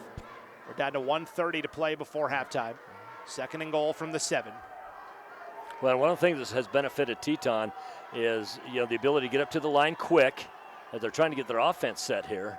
A lot of confusion for Teton, and now they have to spend a timeout. Head coach David Joyce is not happy. No. You can see, but then he also at the same time gives Ty Brown a little pat on the back and says it's all right. Well, what happens there is one of the things that's really benefited you so far in this ballgame is your ability to get up to the line quick. You've done it in no huddle set a number of times and get it off. Well, now you got 2 timeouts remaining. You don't want to stop your momentum. You want to still be able to get up and do the things that have worked for you that got you down in that field. You have to burn a timeout that you really didn't want to burn, but you had some confusion on the offense. And on the other side of the ball, you have Sugar-Salem that still has 2 timeouts too, and they can also slow down that momentum of being able to get up to the line quick and get plays off, because that has been a little bit of an Achilles heel for Sugar in this ballgame. 1:19 to play before halftime. Second and goal from the 7 for Teton. 27-14 Diggers lead in the game just prior to this one tonight, the 2A semifinal, Westside and Bear Lake. Bear Lake won that game 28-27 in overtime, but as Westside was mounting their 5-minute drive to tie the game up, they had to call 2 consecutive timeouts. They called the timeout, had 2 remaining, lined up and called a second timeout almost immediately. Now, it ended up not hurting them because they got the tie and went to overtime. Sure. But, man, you hate to use the timeouts like that. Well, timeouts are like diamonds in your hand, you know, and you got to be careful when you're giving those out. Screen pass intended for Ty Brown, thrown incomplete. Miscommunication there. Nelson threw it to the outside. Brown was breaking back to the inside. It's now 3rd and goal from the 7. I had an old basketball coach who used to tell me, he goes, hey, I know you guys think it's cool. You see it on ESPN all the time. You're falling out of bounds. And, timeout, timeout. Don't do that. Those are my timeouts. That's right. That's right. 3rd and goal from the 7. Following the incomplete pass, little shuffle pass right into the middle of the defense. Ashton Gunther makes the grab at the 5, but that's it. They faked the sweep to Roosevelt and gave a little shovel pass to Gunther, but Sugar well defended. It's now 4th and goal from the 5, and an injured Digger slow to get up. And holding a knee, not sure who that is right now. At this moment, we'll see who it is. Just like anybody down on the field for any team, you hope that it's not serious. You just hope that it's maybe a little stinger. I thought I saw it was number 10. Well, yeah, it looked a little bit like Sam Gonzalez. And I do not see Sam walking off the field, so it very well might be Sam. Yep, it is. I can see him now. Sammy Gonzalez. 1:01 to play here before halftime. A 4th and goal from the 5 upcoming for Teton, but right now an injured Digger, top priority. We'll go ahead and step aside and take a break here with 1:01 to play before halftime, or maybe we won't. Looks like, well, yeah. Yeah, he's still down, and they're kneeling by him now. Yes, all right. We'll take the break. We'll come back right after this. You're listening to the 2022 3A semifinals on IdahoSports.com. There's a change in the air in eastern Idaho, and right now we're celebrating the grand opening of the new Liberty GMC in Rexburg with an outstanding inventory of new and used GMCs. You'll celebrate too with discounts up to $3,500 on an awesome selection of new and used GMC vehicles. See dealer for details. Plus, you'll enjoy Liberty at the pump because we're giving away $500 gas cards with every new vehicle sold. And due to popular demand, we're offering the famous Warranty Forever on every qualified new and used vehicle we sell. Some exclusions apply. See dealer for details. Warranty Forever means a lifetime warranty. Welcome back to Holt Arena. Out of the timeout, it was not number 10 Gonzalez that was injured. It was number 12 Caden Summers, and he's helped up off the field with the assistance of two assistant coaches. 4th and goal from the 5. Nelson to the end zone. What a catch! Ty Brown, touchdown Teton, right over the top of Trevin Holman. And that is huge for Teton. Speaking about what we, the importance of that we talked about with Sugar getting the ball to come out in the second half. Teton needed to get down and to get a score because at this point of the ball game, Sugar has scored on every possession with the exception of the one where they threw the interception. A 5-yard touchdown strike from Jack Nelson to Ty Brown. Quezada, extra point is through again. What a grab by Ty Brown for the touchdown. Well, and we've talked about the benefit to him when it's a jump ball. And the nice thing that Nelson did, Jack Nelson throws it high enough that if it's not caught by his guy, nobody else can get it. So if it's going to be caught, it's only your guy that can catch it. And that was on 4th and goal from the 5. And Nelson. Gutsy play. He's not afraid, Jack Nelson. And he's been a real revelation. I'll admit that Teton wasn't really on my radar. I don't think Teton was on many people's radars heading into the season, and certainly not Jack Nelson. But it's amazing what a coaching change can do in terms of changing the culture of the program. I asked Coach Joyce about that. I said, what's been the biggest key to the turnaround?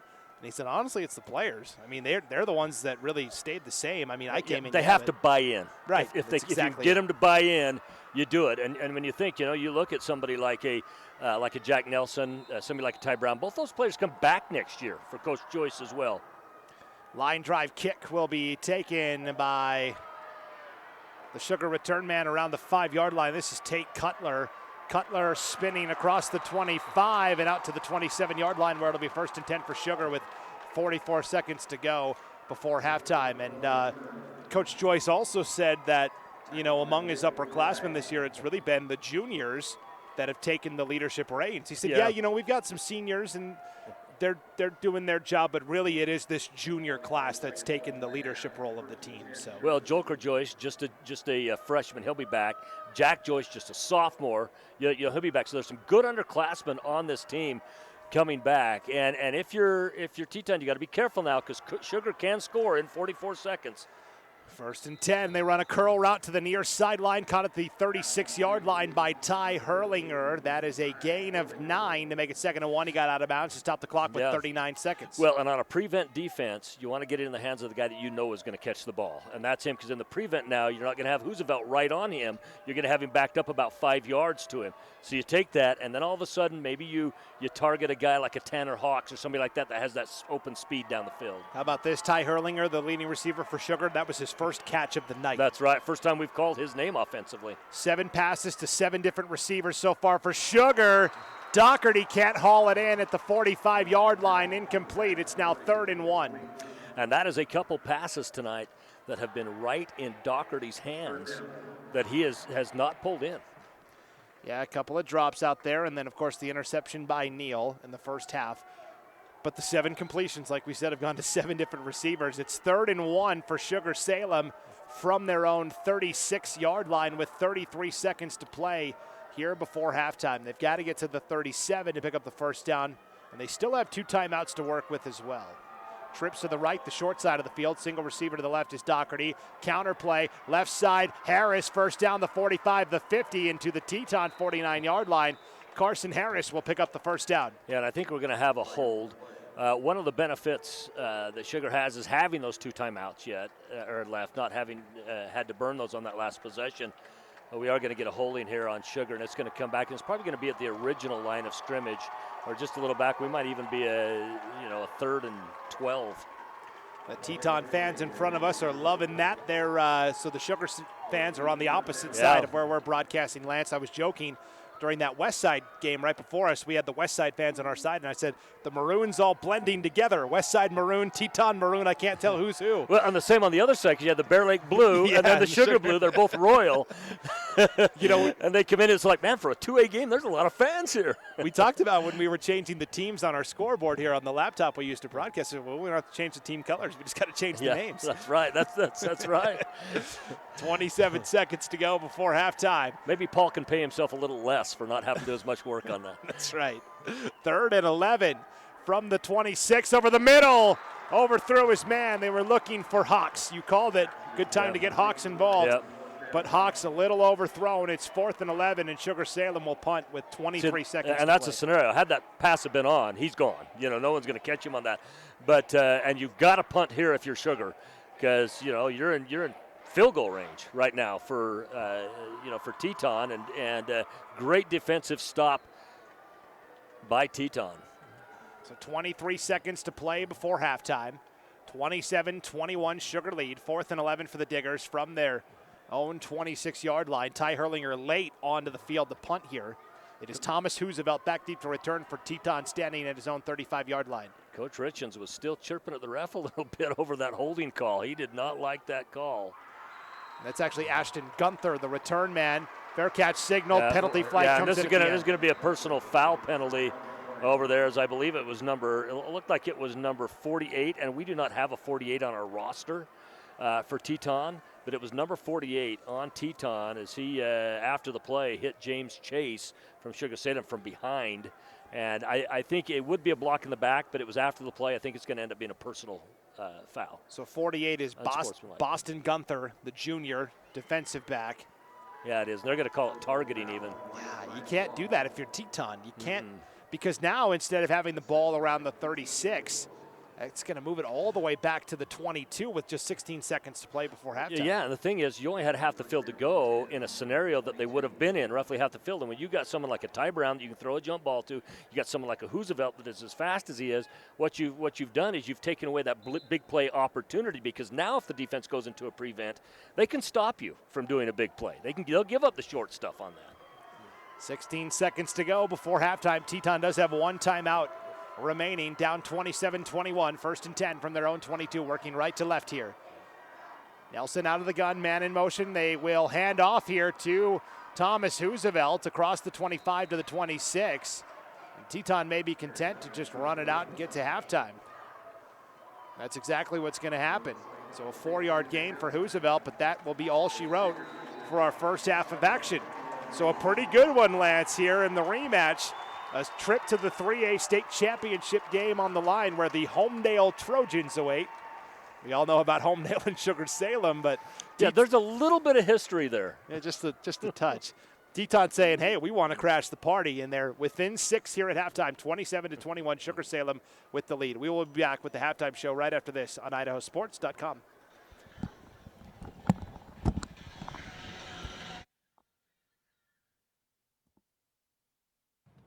Ads like this keep popping up, but I see through the hype because those vape clouds people claim are just water vapor contain as many as 31 different chemicals, like formaldehyde, the stuff they preserve dead bodies with. And while the flavors sound all harmless, we still have no idea what these ingredients could be doing to our bodies. But I already see vaping for exactly what it is. Get the real facts at BehindTheHaze.com. We're Valley-wide Country Store. For 100 years, we've been your #1 choice for food, fuel, farm supplies, and just about everything else you could need to get you through your day. We know you work until the job is done, and so do we. For gas on the go, or a little extra to help you get down the road, you can count on us. We are proud to employ your neighbors and to be a cornerstone of your community. We're Valley-wide. Yesterday, today, and tomorrow. We're here for you.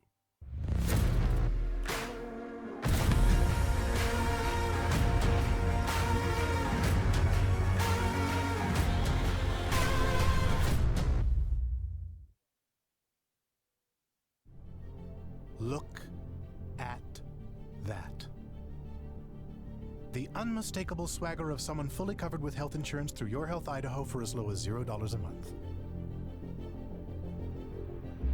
If you're as speechless as I am right now, say nothing. Health yeah! Enroll by December 15th and you could qualify for quality health insurance starting at $0 a month. Hello? I was in an accident. You okay? Yeah, I'm fine. I had my seatbelt on. I'm Jen Miguel-Seiler, and I'm from Moscow.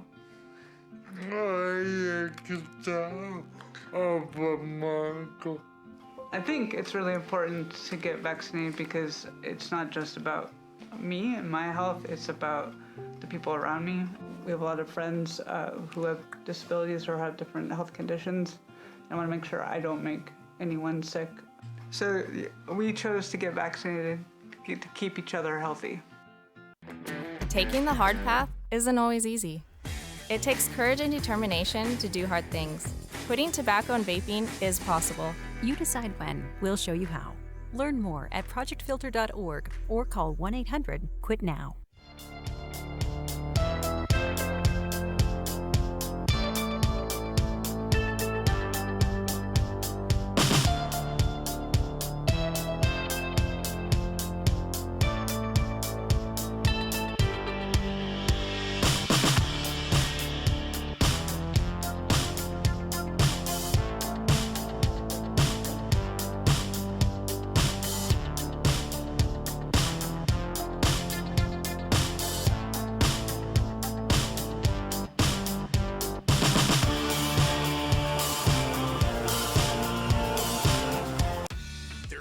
Of the air in eastern Idaho, and right now we're celebrating the grand opening of the new Liberty GMC in Rexburg with an outstanding inventory of new and used GMCs. You'll celebrate too with discounts up to $3,500 on an awesome selection of new and used GMC vehicles. See dealer for details. Plus, you'll enjoy Liberty at the pump because we're giving away $500 gas cards with every new vehicle sold. And due to popular demand, we're offering the famous Warranty Forever on every qualified new and used vehicle we sell. Some exclusions apply. See dealer for details. Warranty Forever means a lifetime warranty on engine, transmission, and drive axle components as long as you own the vehicle. Doesn't matter if you're young or old, or really young, or really old. Here in Idaho, we love our Liberty. Come and see us today at the new Liberty GMC in Rexburg with warranty forever. Remember, GMC exit 333. Liberty GMC in Rexburg, formerly John Adams GMC.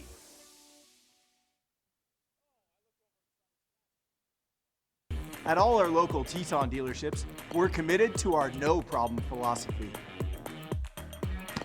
No problem means we'll find it, not we don't have it.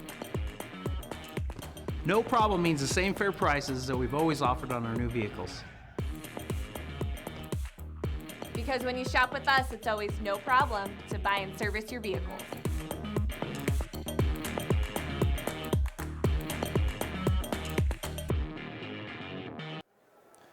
Welcome back. It is halftime here at Holt Arena on the campus of Idaho State University in Pocatello. Brandon Maney alongside Lance Taylor, where this 3A semifinal showdown, as good as advertised, Sugar-Salem with a 27-21 lead over Teton here at the half. 56-6 was the final margin when these two teams met in the regular season. Sugar-Salem won that game on a cold night. It was really the first cold night of the football season. Yeah, it was. Both of us happened to be at that game, we were covering there. it as well. And you know, I've said, and obviously Sugar's got a great team. You know, if they were to win this game, go to the state championship, that's 5 years in a row. You know that they will have made it there. Teton, very good team this year as well. But people were calling me, is Sugar that much better? Sugar that much better? Sugar is a very good team, but they're not 7 touchdowns better. On an average night when both these teams are playing their game. Again, I think if Sugar plays their best and anybody else in 3A plays their best, I think Sugar's best is better than anybody else's best. But no, they're not 7 touchdowns better, and we're seeing it here, 27-21. It was a wildly entertaining back-and-forth affair. It all started, 31 seconds in when Jack Nelson ran a QB draw, 76 yards for a touchdown, and that, I think, alerted Sugar-Salem a little bit that, hey, we're not going to be able to just come in and steamroll these guys like we did before. Well, and the middle of the field was so open. I mean, it was like, Moses parting the Red Sea. I mean, it was that wide open. In fact, he was down the field about 20 yards into his run before most of the Sugar-Salem secondary realized that he had the ball and was running. By the time they realized it, there was just no way that they were going to catch him. And I think if you're Jack Nelson, that you didn't quite expect that either. You expected it to close in a little quicker, but he just did a sensational job. And now we get to see what kind of halftime adjustments are made. I think if you look at these two teams, because the game is so much different than it was last time, I think Sugar's got more adjustments that they actually have to make at halftime than Teton actually does. I think if you're Teton, you say, guys, we're going to clean a couple of the small things up, but a couple maybe missed tackles, things like that. But for the most part, we're just going to continue to do what we're doing, moving the ball. We're going to continue until they prove they can stop it. I think if you're Sugar, one of the main things that you've got to address right off the bat is you've got to address how are we going to defensively attack the edge.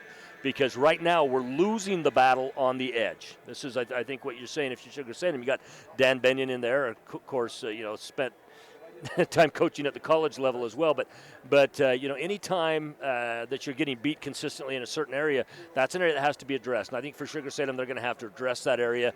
And again, if you're Teton, you say we're going to keep going to it until they prove that they can stop that as well. So I think those are kind of the things that you're looking at is, both teams are going to say, hey, listen, let's clean up some of the missed tackles, and things like that. You've always got that to cover up. But I think those are the big issues for both teams coming in the second half. All right, well, let's take a look at the first half stats here, Lance, and let's start with the yardage totals for Teton, down by 6 here at halftime. 157 yards rushing, 136 yards passing. Now, typically Teton 2-to-1 passing to rushing yardage. So to see them get 157 yards on the ground in one half, pretty impressive. Yeah, it is. And of course, big chunk of that came on that, run by Jack Nelson. But you look at that, and that's balanced. That's a very balanced attack. And for a Sugar-Salem team who has prided themselves so much in their defense, that's not a stat that they look at very often. Sometimes they look at the end of the game, and stats look a little like that. never at halftime. Right. And so it shows you how good the offensive scheming was by Teton that has to be addressed in the second half by Sugar. Yeah, so 157 yards on the ground, 136 through the air for 293 yards of total offense for Sugar-Salem. So Teton rushed for 157. Sugar, of course, just a step better, 159 on the ground, 2 yards more rushing in the first half for the Diggers. But here's the difference, only 108 yards passing, so 267 yards of total offense. So Teton is actually outgaining Sugar here at halftime, 293 to 267.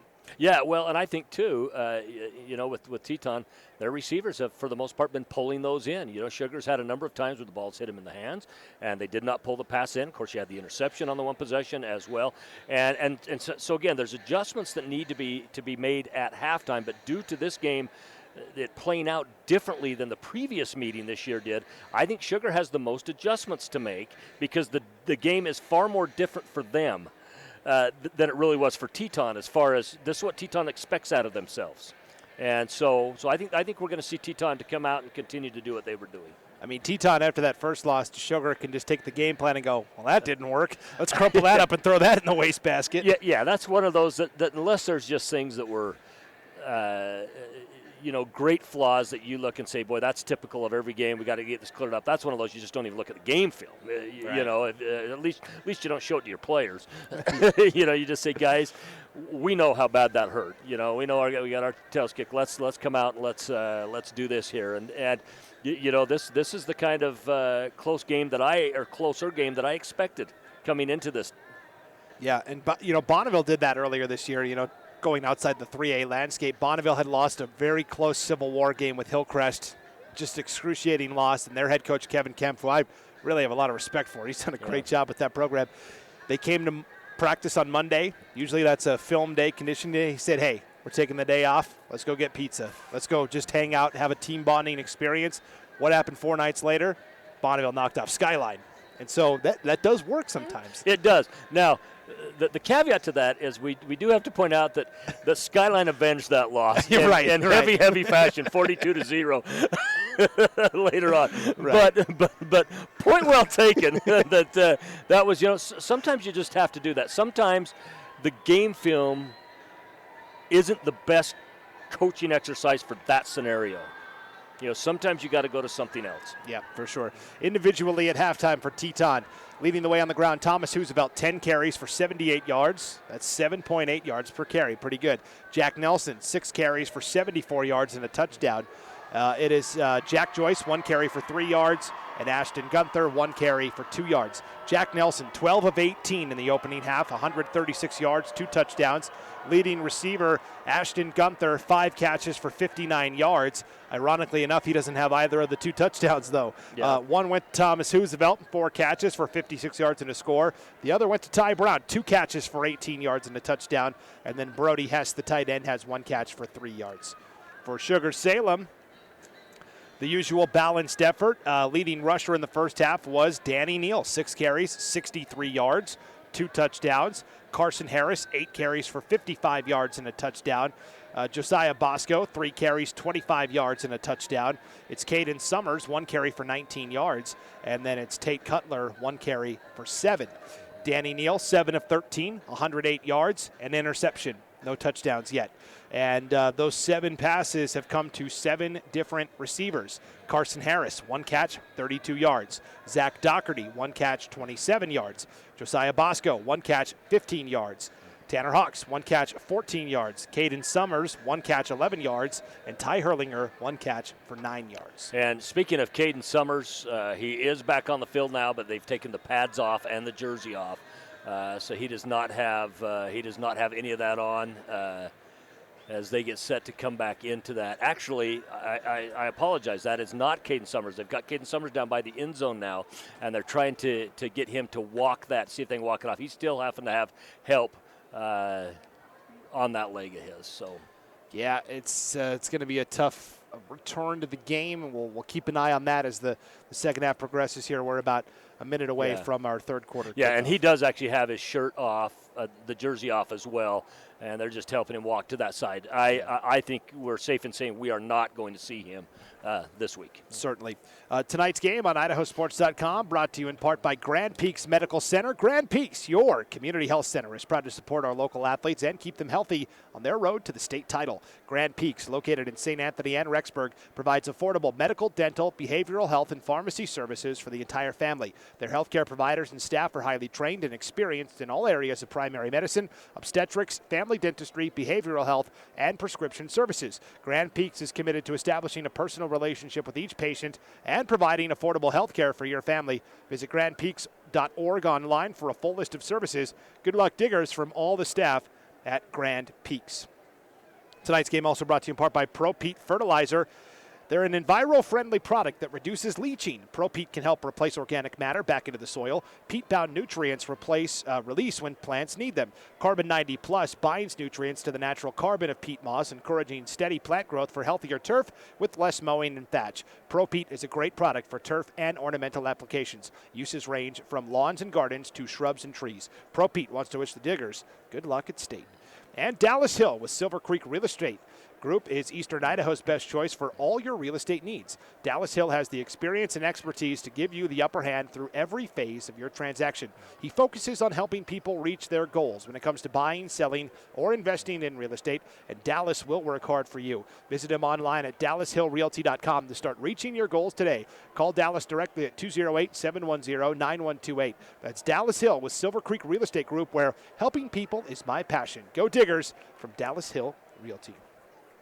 You know, we were talking about how the first game you had the Bear Lake fans on the far side, West Side fans on the near side, and as the fans for the following game came in, the same colors went to the same side. So Sugar with their royal blue to the far side, and with their maroon was Teton to the near side. Now, coming in for the next game, we're starting to see some of the fans come in for the next game, and you've got Firth in their royal blue going to the other side of the stadium, so you got more royal blue, and you got to consider there's still people here from the Bear Lake game as well that wanted to see another couple games. And then on this side you have the fans from Aberdeen making their way in, but because they have orange as part of their colors, they're black and orange rather than maroon and orange, so it still kind of looks the same here as well. Yeah, conglomeration to be sure, and you know the championship pictures are starting to become more clear. Lance, the 5A championship will be Meridian and Rigby. They both played last night. That'll be at Albertson Stadium on the campus of Boise State University sometime next week. The 4A championship is set. It'll be right here in Holt Arena next week. Skyline will take on Bishop Kelly. 3A title, of course. Homedale advanced with a 35-7 win over Weiser earlier today, and then we still have to sort out who's going to play them. That will be over in because Boise. it was going to be an east-west matchup no matter what. Right. So Donna Larson Park is where that is scheduled to be played at. Yes, and then at the 2A level, Bear Lake beat West Side in overtime, 28-27. Firth and Aberdeen, our last game tonight. All East Idaho Final Four, which means Holt Arena will host the 2A championship next week. And then at the 1A D1 level, it is Oakley and Grace, two East Idaho teams. Again, this will be at Holt Arena. Red and white, both teams. I know. Grace is going to have to wear their white for the first time. Right. They beat Kamei earlier today, 38-12. And then the other game that we're keeping an eye on is at the 1A D2 level, where Dietrich won last night, 72-20 over Garden Valley. Castleford and Kendrick are still playing. If Castleford wins that game, the championship 1A D2 would be right here in Holtz Arena. If Kendrick won today, then the game championship would be up at the Kibbe Dome in Moscow. Well, and for Castleford, you got to remember, Castleford's the only team that beat Grace this year, and they shut Grace out. It was just a 7-0 game, but Castleford's a very good team. And trying to check in on that Castleford score, see if we can get an update. They are an hour behind us in the Pacific time zone. That game kicked off at 4 o'clock in Lewiston. 32-8 lead for Kendrick in the third is where we're at there, and that Kendrick team is for real. Yes, they are. No doubt. So here we go, start of the second half. It'll be Teton kicking off. Sugar-Salem back deep to return. Sugar will be going right to left here in this third quarter. It will bounce past Tate Cutler into the end zone for a touchback. You know, that there were a lot of people around the state last night didn't know, even though you're returning state champions 5A in Rigby, a lot of people didn't feel that they could go up and handle Rocky Mountain. And, you know, they go up there, they get that win last night, get back to the state championship game for 4th year in a row in the game, in the state championship game. Yes. They've won at 2 of those. Had a real good shot at the three-peat, and on a cold day in Rexburg, lost to Rocky Mountain 17-14 2 years ago. Tiger Adolfo had 2 fumbles, 2 interceptions. Yeah. If he even commits one less turnover, Rigby probably wins. A lot of good football in East Idaho, man. And Meridian's been very solid this entire season as well. It's going to be a fun match, but of course they went to triple overtime last year in the quarterfinals when Rigby played Meridian. Yeah, that's right. Legendary game. And in fact, that was a night of football because you also had that was the night when Sandpoint knocked off Blackfoot to go up, and that was an overtime game to go to the finals. Highland won on a kick at That Eagle. was what I would say in all the years that I've been involved in sports here in Idaho, probably the single most exciting night of football as far as the way that games were played out in order to get a winner. Definitely. A 7-yard run for Carson Harris on first down makes it 2nd and 3 for Sugar-Salem from their own 27-yard line. Neal back to pass, floats one over the middle for Doherty just beyond his outstretched fingertips. Incomplete pass. That crazy semifinal night last year you're talking about, the Highland game got over, and all of the Highland coaches and fans were huddled on the field at Eagle High School listening to the end of the Rigby Meridian game on IdahoSports.com because it was in like double overtime by that point. And so we're so glad every year to be able to bring all these postseason broadcasts to you. Well, and it's fun, just the excitement about it. And, high school sports is a fun thing to be a part of. That's what we're doing it for these young athletes. 3rd and 3. Run play right side. Carson Harris has the first down out to the 40-yard line. A pickup of 13 on the play. First contact was made behind the down marker, but Harris kept it going. Yeah, and Jaden Mason finally came up, got that ankle tackle on that, but not until the first down was picked up. And, that's one of those things that you're taught. What Carson did there was one of those things that you're taught as a little kid. The first thing they teach you running the ball as a little kid is just keep your legs moving. Always keep your legs moving. That's what it takes to get past that first hit. 1st and 10 for Sugar. Ball at their own 40-yard line, working right to left with 10:50 to play here in the third, leading 27-21. Bootleg, Neal rolling out right side on the run, fires, pass complete. Caught at the 50, the 45, the 40, and spilling out of bounds to the Teton 44-yard line. First catch of the night for Cash Harris, the junior. Cash Harris last week was your IdahoSports.com player of the game as they knocked out Fruitland. He had a pair of touchdowns plus a pick 6 in that game as well. 23-yard connection to Cash Harris, and the trend continues, Lance. 8 completions for Danny Neal to 8 different receivers. Yeah.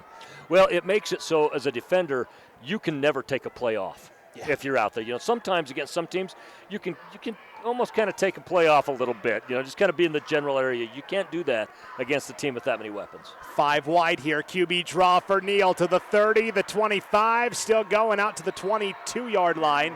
They'll mark him back at the 23, but either way, a first down for Sugar-Salem knocking at the door. Yeah, and brought down by Jerem Hoosevelt finally, but this is one of those things we talk about. Once you get past that initial line, you get into that secondary, that becomes a tougher tackle because now the size matchups aren't as favorable for your defense as they were before. You get a big lineman on a quarterback running through, that's one thing, but you get a quarterback that's big like Danny Neal, if he gets through that line, all of a sudden he's hitting either an outside linebacker or maybe even a safety or corner that he outweighs by 20-plus pounds. That's a 13-yard gain for Danny Neal. 1st and 10 from the 23. Neal again will keep it across the 20 down to the 17-yard line, a pickup of 6. And once again, Jerem Hoosevelt gets in on that. Good thing, and that is kind of a tougher name to say, but we know it well enough. And good thing we know it well because we're having to say that name a ton tonight. Jerem and Thomas, brothers, and both really talented athletes. Jerem more of the defensive specialist, and then Thomas is more of the offensive guy. Yep. Of course, Thomas, because they haven't been able to target Ty Herdinger tonight very often, we just haven't called Thomas's name a lot defensively. Yes. Handoff right side for Carson Harris. We'll take it to the 13-yard line, actually down to the 12 for a 5-yard gain and a first down. So for Sugar-Salem in this scenario, it is possible to get a first down without a touchdown here. That would have to, of course, take place inside the 3-yard line. First and 10 for Sugar from the 12-yard line of Teton, 8:50 and counting here in this third quarter. Fast-moving third quarter already. Opening drive for the Diggers.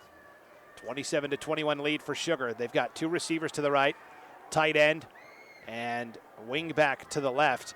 They will give to that wing back on the inside counter play inside the 5. Still going and leaping into the end zone is Cash Harris for the touchdown from 12 yards out.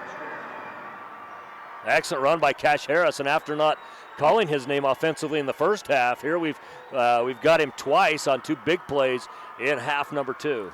Yeah, he didn't touch the ball. I don't even know if he was out. I mean, I'm sure he was out there in the first half, but nothing where we called his name.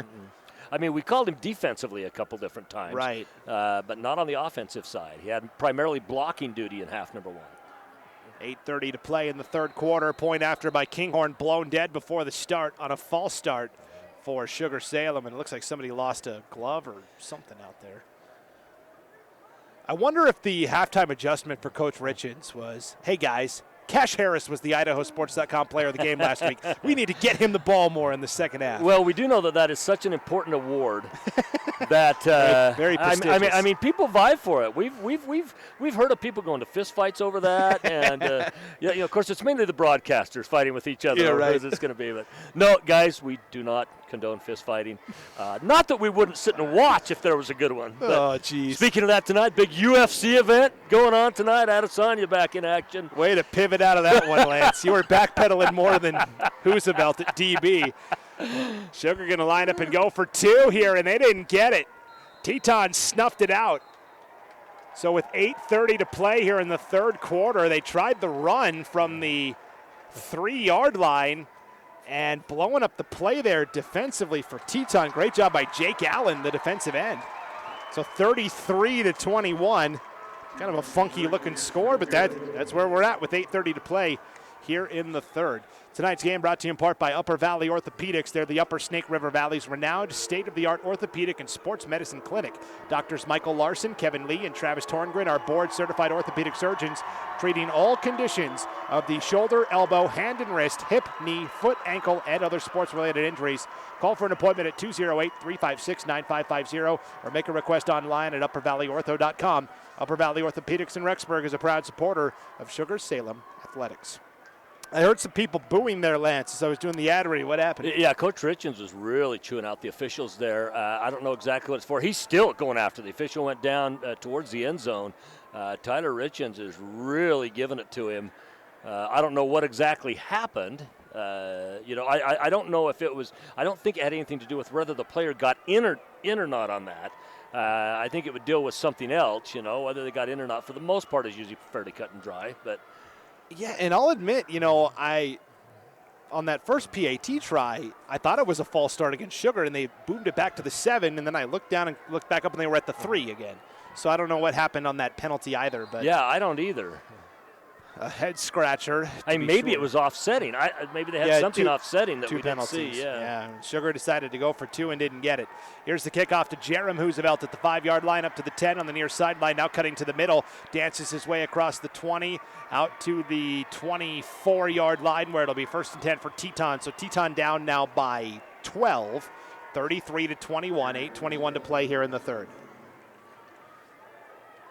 So you look at Caden Summers, that's a big loss for Sugar-Salem here in half number 2, as he's the 5th leading tackler on this team with 38 tackles, including 6 sacks, leading the team in sacks this year. So that's a big loss for them, as there's a noticeable absence of him out there on the field coming off that edge as a D-end. Gonzalez leads the team in tackles with 48, and on the surface you go, well, that's not very many. But then you look and there's like 6 guys that are all like 35 plus. That's right. Ball came out at the end. Thomas Roosevelt spun around like a top. And now I think they're going to rule that he was down by contact. Yeah. Ty Hurlinger trying to say, no way, we ripped that ball out. And now fans on both sides really letting them have it. Thomas Roosevelt with a nice run and then spun around like a top, and they thought it was a fumble, and I didn't see what fans were doing on both sides. I heard it, but. Yeah, well, and I of course the ground can't cause a fumble, and it looked to me like he was down when it came out, but. who knows? All I know is I'm glad we didn't have a camera because we had about 12 students here in front of us giving the finger to the other side of the stadium, which was not a good thing. Can't have that. 2nd and 2, sweep play. Roosevelt off the left side this time across the 40 and out to the 44-yard line. That is a first down here for Teton. Gain of 8 on the carry for Thomas Roosevelt. And, of course, we talk about the history of these two teams. A lot of people don't realize. Last year during the basketball season, the game that was played at Teton, big fight broke out between the two student bodies during the middle of the game. Yeah. They put them right next to each other instead of splitting them apart. Bad idea. Screen pass complete. This is Ashton Gunther taking it right to the 50-yard line for a pickup of 6. And kids are going to be kids. Not saying it's an excuse, but just a lot of opportunity there for good things not to happen. But cooler heads prevailed. QB keeper for Nelson off the right side will get 2 to make it 3rd and 2 now for Teton. That last reception by Ashton Gunther was his 6th of the game. He almost has more receptions than Sugar as an entire team. Sugar's got 8. Gunther alone has 6. Gunther's been very impressive. We talked about him being one of the game changers. And now another flag comes out on a false start for Teton. Move it back instead of 3rd and 2. Now you're looking at 3rd and 7. And you're back on your side of the 50 as well, back to Teton's own 47-yard line. 6:34 to play, 3rd quarter, 33-21. Sugar-Salem lead is 12. Teton trying to hang in. 2 receivers either side of the formation. Nelson goes up to give instructions to his O-line. Basically, hey, keep me clean, fellas. 3rd and 7. Nelson has time, throws over the middle. It is caught at the 40-yard line. Again, Holman can't have better coverage, but Ty Brown makes the grab for the first down. Ty Brown, just such a solid receiver. And again, we talked about this before. That wasn't bad defense. That was actually very good defense, just better offense. Brown for 13 yards. Teton hurries up now. 1st and 10 from the Sugar 40. They fake the sweep. They give to Nelson right up the middle. Has it to the 30-yard line. Awfully close to the first down, and again, Sugar trying to say, we recovered a fumble, and this time they do. Yeah, well, that one was obvious because the ball came out while his body was like horizontal in the air. You could see the ball come out. That's Zach Doherty on the fumble recovery for the Diggers. A huge turnover by Sugar-Salem's defense. Well, and it was Doherty that knocked that out and then fell on it for the recovery on that. So 5:54 to play in the 3rd, and Sugar gets it back off the turnover. Well, and that's an important turnover for Teton because you cannot afford not to keep serve. Yes. That was a 10-yard gain for Nelson as well before he fumbled. Now here's a 10-yard gain and more. Great block down the sideline. 30, 20, 15. Cuts back into the 10. Inside the 5 is Carson Harris for a 1st and goal for Sugar-Salem. Great run by Harris to get all the way down the field. Good chase down by Jerem Roosevelt as well. Pardon me, that was Gunther that chased him down. But what a fantastic run. And the block on the perimeter. We've talked about how good the blocking has been for Teton on the perimeter today. That was textbook perimeter blocking as well. That is a 65-yard run for Carson Harris. Sets up a 1st and goal at the 5 for Sugar-Salem with 5:25 to play in the 3rd. Now your advantage here when you look at Sugar-Salem is you've got Doherty out one-on-one with a much shorter defender. Danny Neal slides his way into the end zone for his 3rd rushing touchdown of the night. This one from 5 yards out. Well, and you look at that, and really, after you see the play call, you look and say, why not? Makes sense to me. Yep. I mean, I start looking at maybe where there's mismatches, offensively and stuff, and you look at what Doherty had on the outside. But Danny Neal, I don't know exactly what his average per run is today, but it's got to be fairly high. Yeah, he's had a couple of big league runs in there for sure. Kinghorn, extra point. And Jerem Roosevelt runs into Ty Hurlinger, the holder. There's no roughing the holder penalty called, and Hurlinger wanted to do something about it, and smartly one of his teammates kind of ushered him away. Yeah, took a little exception to that, and it looked like it was teammate Riley Williams who went over and said, no. Let's just go play another set of downs. Meanwhile, 40-21, Sugar-Salem now up by 3 scores over Teton with 5:12 to play here in the third. Tonight's game on IdahoSports.com brought to you in part by Pocock Trucking, based in Sugar City, but they send trucks all over the western United States and even up into Canada. Pocock Trucking is full service. By that we mean they do everything. Seriously, they haul bulk commodities like feed, fertilizer, grain, and potatoes. They offer minor shop repairs and have a full-service lube bay. They grow potatoes, dairy, quality alfalfa, and more. And they can even sell you a used truck if you need one. Pocock Trucking's main office is in Sugar City, and their truck shop is located in St. Anthony. To find out more, go to PocockTrucking.com. Pocock proudly supports Sugar-Salem Athletics and wants to wish them good luck in tonight's game.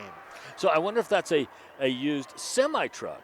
Yes, I assume so. Or if it's a used, because there's little work trucks that I have to go around. I might be in the in the need for one of those. You're gonna have to call and find out. I assumed it was the bigger. Well, that's semis, what I think too. But then I got thinking, maybe there's something I could buy there. I don't want to buy a semi to commute back and forth from the things I have to do. You're a busy guy. You travel all over. Yeah, that would not be good. Good return here by Gunther out to the 30-yard line for Teton, where it'll be 1st and 10 for the Timberwolves. And here it is, Lance. They are down by, what's the math here, 19? 19 points, yeah. Three scores, essentially. They gotta cash in on every drive from here on out, and they've got to get a stop at some point along the way, which they just have not been able to do yet tonight.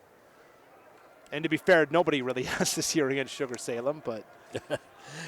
Speaking of, if I had a semi to commute, if I didn't have to pull a trailer, so you get better gas mileage, and it's got a sleeper on the back of it, I might save money. Crash pad for sure.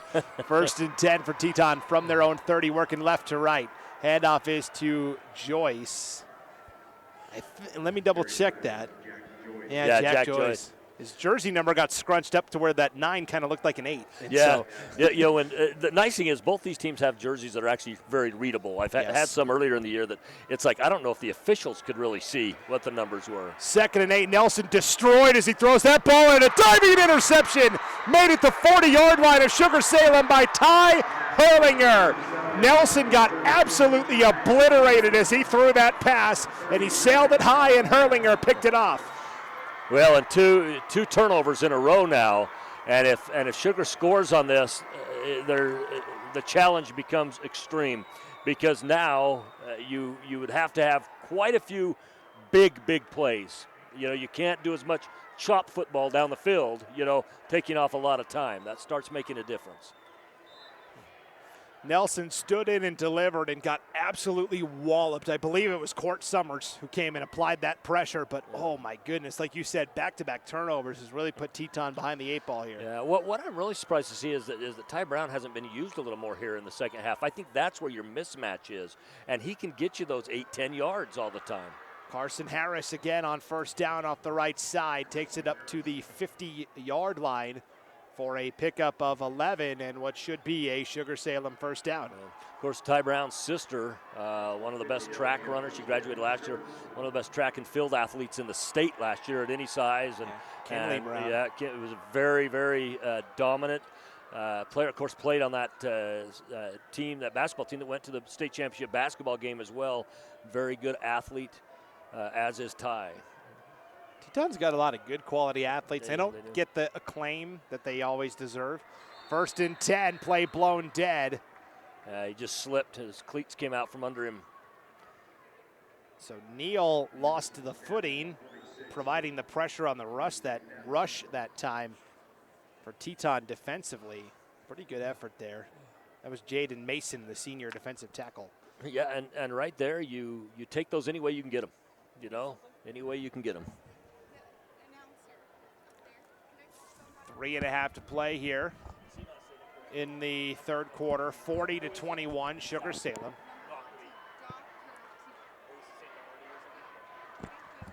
Second and 14. Neal under center, rolling out right side, throws downfield, has a man. That's Doherty, but it's broken up. Doherty and Hoosevelt, Thomas Hoosevelt, got tangled up at the 30-yard line, falls incomplete. trying to go to Doherty downfield and brings up a 3rd and 14 now for Sugar-Salem. So Zach Doherty's mom was just up here I heard that. in the booth. And in fact, the first time I ever pronounced his name one time, I said Doherty because it's spelled the same way as Brad Doherty, who played at North Carolina back in the day. Right. It's got the exact same spelling on it, but it's pronounced Doherty. And so she was just asking Paul Kingsbury, the owner, of course, of IdahoSports.com, if he could talk to the announcer, tell him that it's Doherty. I believe Brad Doherty was the #1 pick in the NBA draft. He was. Pitch out right side. This is Bosco. First down and more. 30, 20. No one will get him. 10-5 touchdown. Sugar-Salem. Josiah Bosco on 3rd and 13 takes it all the way. 54 yards for a touchdown. And that right there is why you see so many different runners for Sugar-Salem, so many different people getting the ball, because they've got a lot of different weapons, and they each bring a different type of strength to their style of running. So Bosco from 54 yards out, and you talked about all these different ball carriers, and they're all doing the same thing. You know what that tells me? Those 5 guys up front doing a pretty good job. That's Caden Dowling, Riley Williams, Ryan Bingham, Andrew Chase, Court Summers. That front 5 for Sugar. Unbelievable. And a lot of those kids come back next year. We talk about players returning for Teton, and Sugar's got a lot of those as well. You know, you talk Carson Harris is coming back, Bosco's coming back, Tate Cutler's coming back, and so this rivalry should continue to be a great game going into next year as well. 47-21 Sugar with 2:57 to play now in the 3rd. You know, I think if you're Teton at this point, you can't panic. You know, you can't play like you're panicking. I think if you're Teton, you got to go back to Ty Brown. He's your mismatch. He's your guy that you can consistently get that ball to and move the chains. You know, it's going to be hard to come back in this game with only 2:57 remaining in the 3rd through just 1 yard, 2 yard, 3 yard plays here because just time is against you. But I think you can go to Brown and he can help you out. Tonight's game brought to you in part by Fall River Propane. They serve all of the Upper Valley as well as Island Park with the highest quality, hottest burning propane at competitive prices. Their industry-trained and certified service staff offers more than 70 years of experience. Fall River Propane services all makes and models of propane fireplaces and stoves. Fall River Propane is your full-service propane provider for homes and businesses. Check them out at fallriverpropane.com or call anytime at 800-632-5726. Fall River Propane, experience the difference. Pretty good experience for the Sugar-Salem Diggers out there right now. Thomas Roosevelt, pretty good return for Teton, though, out to the 35-yard line. Jersey got stretched out a little bit there on the tackle attempt by Luke Aldrich. Yeah, it went from 12 to 12 is what it went to on that stretch out.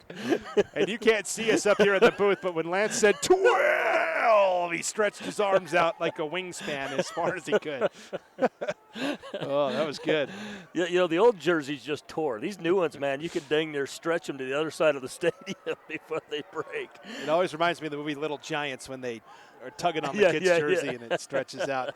1st and 10 for Teton from their own 35-yard line, working left to right here with 2:41 to play in the 3rd, and they'll start with a handoff right side to Roosevelt for a gain of 2. Yeah, and it was Dawson McAnally in there on that tackle. And just to give you an idea, Dawson only played in the first 2 games this season and then played in the very last game of the season, of the regular season, or actually in the playoffs. He came back in the playoffs. His first game back was against, I can't remember who it was against. Anyway, he only played in the last game of the regular season, but he's still the number 6 tackler on this team, number 7. He has 29 tackles on the season. He was leading the state at every school size at the time he went out. Pass incomplete. Intended for Gunther that time in the flat on the right side, brings up 3rd and 7, and McAnally has a bright future in the game of baseball. Yes, he does. And in fact, given the Teton tie again, his dad played for Coach Richens at Teton. So big sack back at the 25-yard line. Nelson goes down, a little 3-on-3 crime there. Number 3 for Sugar-Salem, Ammon Lee, brings down number 3 for Teton, Jack Nelson. That is a sack back to the 26-yard line where it's 4th and 19. Well, and Ammon Lee has stepped up and take the position that Caden Summers was doing on that end. Of course, his brother, Logan Lee, was a defensive end for Utah State University. His uncle, Jared Lee, was listed on BYU's top 10 players of all time in their history. Punt from Thomas Roosevelt on 4th down. High kick. Nearly hit the scoreboard that hangs down there from the ceiling here at Holt Arena. You see the sky walk going up there. Right. And you can go, the shape of the dome, then you can go across that middle. I would like to do that. Yeah. I think that'd be fun. I don't know how you get up there, but well, I can. I don't know. Oh, I know how you get up there. And you see those, and they got special things. Of course, they got them locked off. You don't want anybody walking up there. That's where they hang the banners. Big Sky champions, 1963, national champions in '81, conference champions in '02. So you got that up there. Plus the big flag in the middle. Yeah. The flag skywalk. Well, that would be ultimate prison punishment for someone who is afraid of heights. Let's do a race here. Let's see what will happen more quickly, Lance. You walk the entire skywalk, or they unfurl and refurl that flag, because that takes forever here at Holt Arena. I think with all the remodeling they're doing here, they need a fundraiser for a new motor on that flag, and I think they need like a 350 Chev in that thing, just to crank that up. Lauren Jensen's last night, I think it went faster when they had a guy hand cranking that bad boy up. Several years ago at state basketball, up at the, of course, beautiful Idaho Center that hosts the championship games there, they had to use the crank one, and they could get that thing up in about 2.5 seconds. That's a massive flag.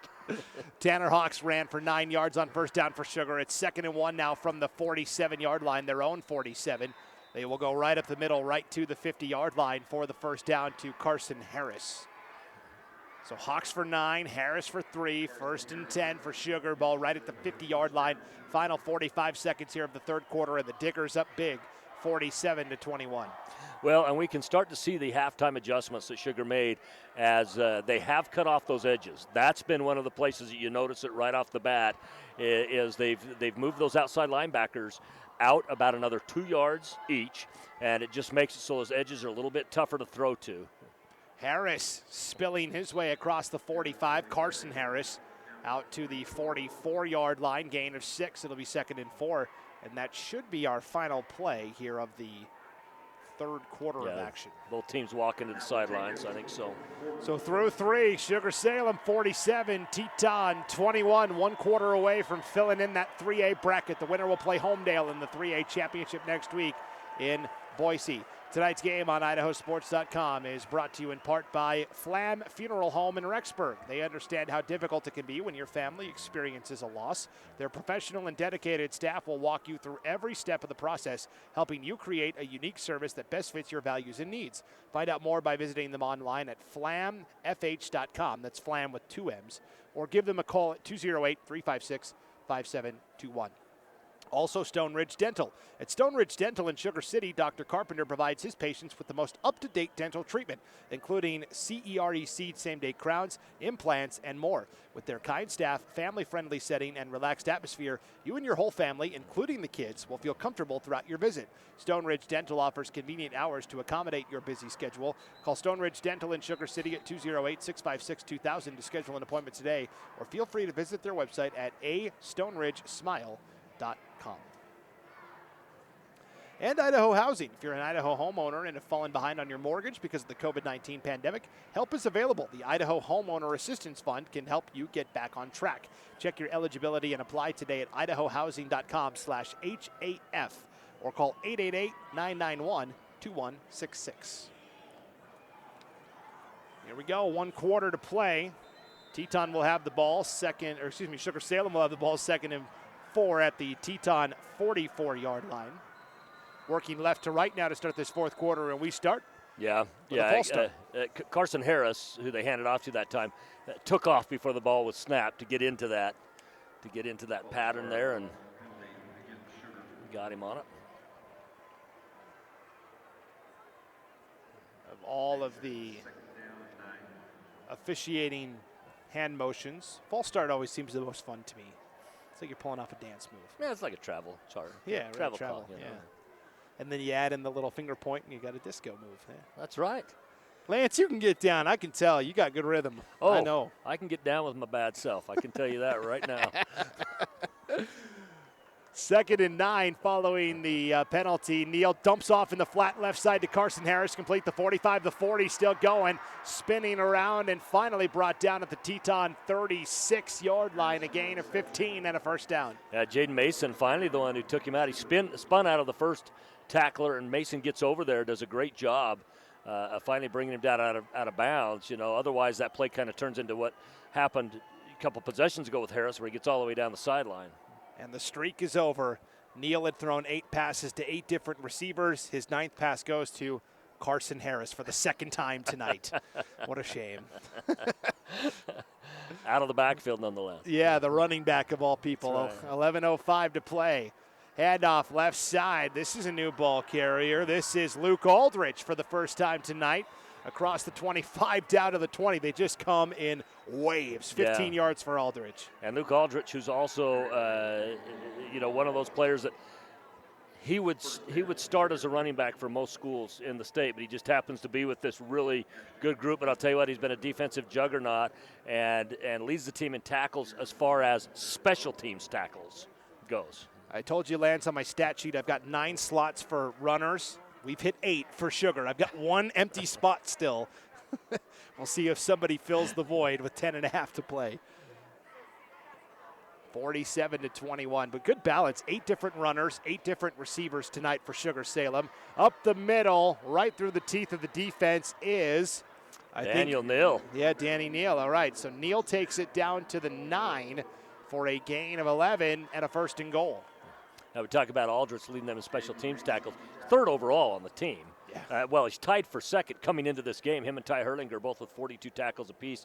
Of course, Sammy Gonzalez with that 48 on there, and all those players have raised that stat today as well. I was doing like a Sandpoint game last night, and their top 2 tacklers are 97 and 95. But then there's like a huge drop off to like 30. Yeah. Sugar a little more like everything, a little more balanced. 1st and goal from the 9. Carson Harris into the end zone, left side for the touchdown from 9 yards out.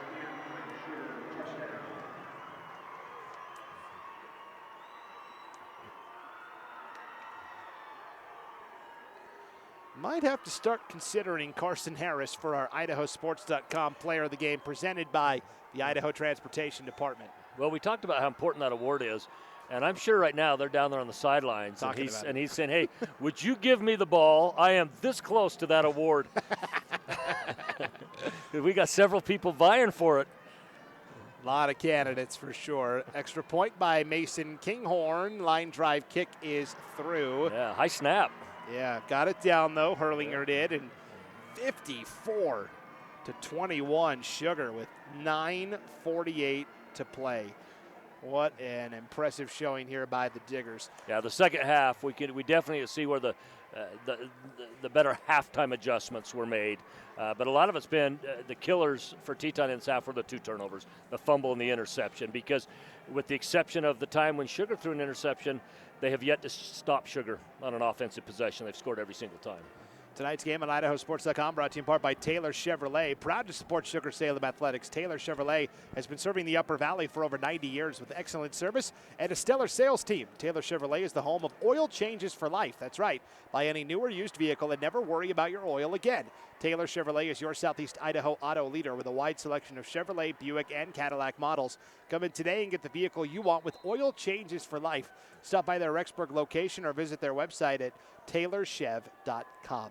And Harold Harris Construction. Since 1963, Harold Harris Construction has been a family-owned and operated construction business serving all of Southeast Idaho and Western Wyoming. Harold Harris Construction proudly supports Sugar-Salem Athletics and wishes the boys good luck at state. Go Diggers. 9:48 to play in this 3A semifinal. 54-21, Sugar-Salem leading. Kicking off to Jerem Hoosevelt from the 10, the 15 to the 20.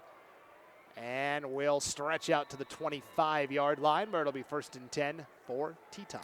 Through both of these teams, we have only seen one kick today that's gone into the end zone, and that one had to bounce and roll into the end zone. It didn't hit there, and that's always a scary thing. It's nice when you have a kicker that can put it in the end zone because both these teams have good returners, and both teams' returners have given them good field position today. Grace's kicker is one of their O-linemen, kid named Medina. And he, after a penalty today, got to kick off from the opposing team's 45 and just drilled it through the uprights. It was really awesome to see. I was fortunate to call their game last week, and very, very good kicker. First and 10 for Teton. Sweet play right side. Thomas Roosevelt across the 35 out to the 37 where he's pushed out of bounds there. 12-yard gain for Thomas Roosevelt. You know, we talk about a lot of these players going, both ways, especially in your skill positions. You'll see it. A receiver oftentimes be a corner, and vice versa. But you get in those 8-man teams, and sometimes they're wearing 3 or 4 hats in that on those teams. First and 10 from their own 37. Pass complete to the 40. Reception made by Joyce. Tackled immediately by Tate Cutler. Gain of 2 on the pass. Tate Cutler, and all his family, he has red hair, just fiery red hair. So I've called him Red for a lot of years. Big Red, even when he was just a little kid, he was Big Red. 2nd and 8, Teton again. Nelson hit as he throws, driven into the turf. Applying the pressure that time for the Diggers is number 51. Yeah, that's Clark Sidaway. And Clark Sidaway is just a sophomore. They've listed his height and everything wrong on here. They listed him as 6'2", 210. He's about 280, and not quite. He might be 5'10" or so. In fact, that's what stopped that pass because Ty Brown was wide open. 3rd and 8. Nelson stands tall, delivers, broken up. One-on-one coverage. That was Ashton Gunther going toe-to-toe with Wes Jensen, and Jensen gets the pass defensed. Yeah, Wes Jensen, another one of those kids that is a running back as well. He's a senior on this team, and in a lot of schools, he would be the main tailback. But again, with a group of so many runners that they have, they're just trying to use the talent where it's available and where they can put it at. And he's been good as a safety and as a corner.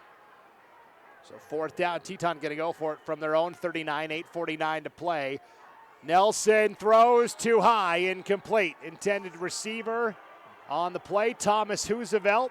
And again on the coverage, Wes Jensen. 2 times in a row they go to Jensen and he says, hey, haven't I shown you that's a bad idea? Yeah, I'll tell you, and Roosevelt, the pass was just, he did everything he can do to catch that ball. The pass was just too high for him to do. And again, a lot of that was pressure, some pressure in the backfield as well. Not as much as there was on the play before, but just enough that forced that high release to come off of there because Thomas Roosevelt had ran a fantastic route. And I think in that matchup, he wins the jump ball if it's still in catchable range.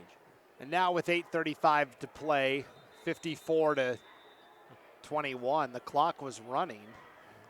Yeah, I think what you're going to see here is Sugar calls their first time out of the second half. I think what you're going to see here is probably some of the backup players come into the game for safety purposes for the starters so that they can be ready for the state championship game. Yeah, it's always which side's going to blink first, right? You go, well, Sugar's up huge. They should put their subs in, and Sugar fans are going, we're not going to do that until Teton does that. So it's this big game of chicken that always happens. It is. Between the two sets. But I was looking at the clock. That was a dead ball, turnover on downs, and 4 seconds.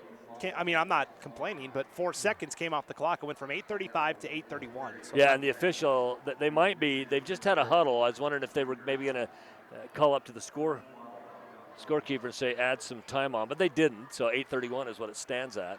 Yeah, and this happened last night in an 8-man game we were doing the last game of the night. Dietrich and Garden Valley, not the time thing, but the subs thing. And Garden Valley really doesn't have the depth to do that. They had to keep their guys out there. And Dietrich, I think, took that a little personally. The final play of the game was a punt, and they brought all their starters back in, including Cody Power. Yeah. And he punted on the. Well, I think what happens oftentimes is you get a program, as Nils does stay in the ball game. We'll talk about it here in just a minute. Neal back to pass, throwing a deep ball, has a man. It's Hurlinger, in and out of the breadbasket, incomplete. Coverage provided that time by Wade Coons defensively. Yeah, stayed with him stride for stride on that. But yeah, I think what happens sometimes is you get a team that's up by a long ways. They pull their starters out, and the other team leaves theirs in, and they look and say, hey, wait a minute. We showed respect by pulling our starters out. You do the same. Let's let our backups play against each other. And then a team will, come out and maybe leave their starters in, score a touchdown or something like that.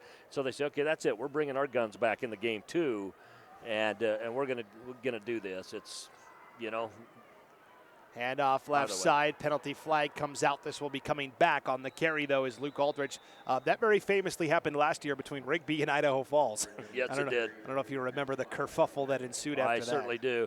Yeah. This is going to be a holding. This is going to be on Clark Sidaway. And it took place right around the line of scrimmage, so it's going to be actually just behind us. It's going to bring up 2nd and 21.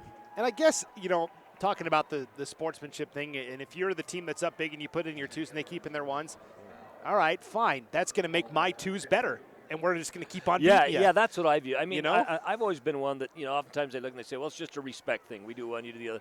My thing is with a lot of them, you know what, I really don't care. We pulled ours out because we're up, and we're getting our other guys some time. Yeah, if they play against your best, great. In fact, what you tell your bench at that time is go out there and see if you can beat their best. Yes. So after that penalty, 2nd and 21 for Sugar.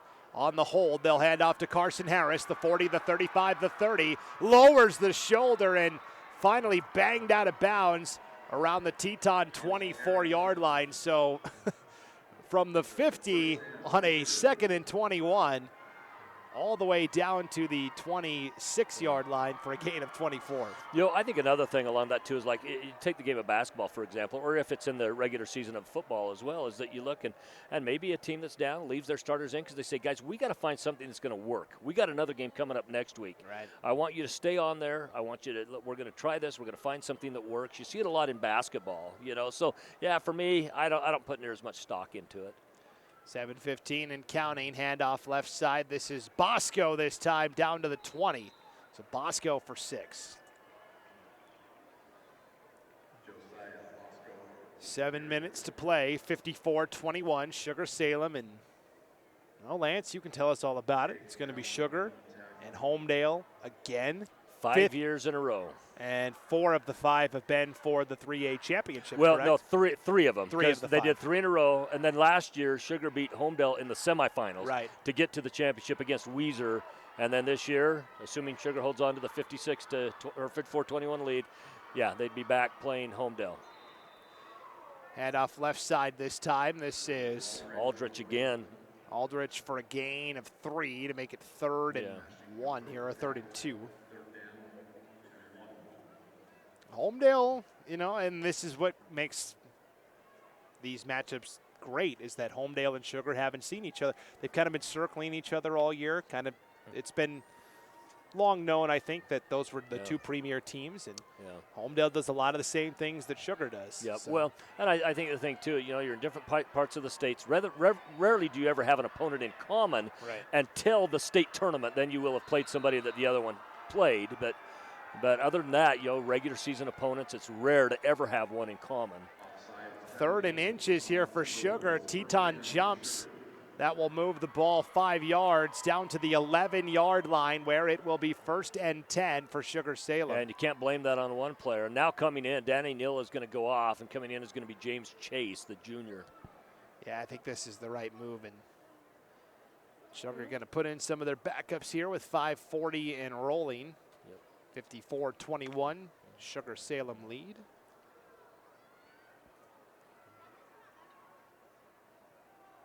Up the middle, this is Bosco inside the 5, down to the 4 is Bosco. They can pick up a first down on the 1-yard line.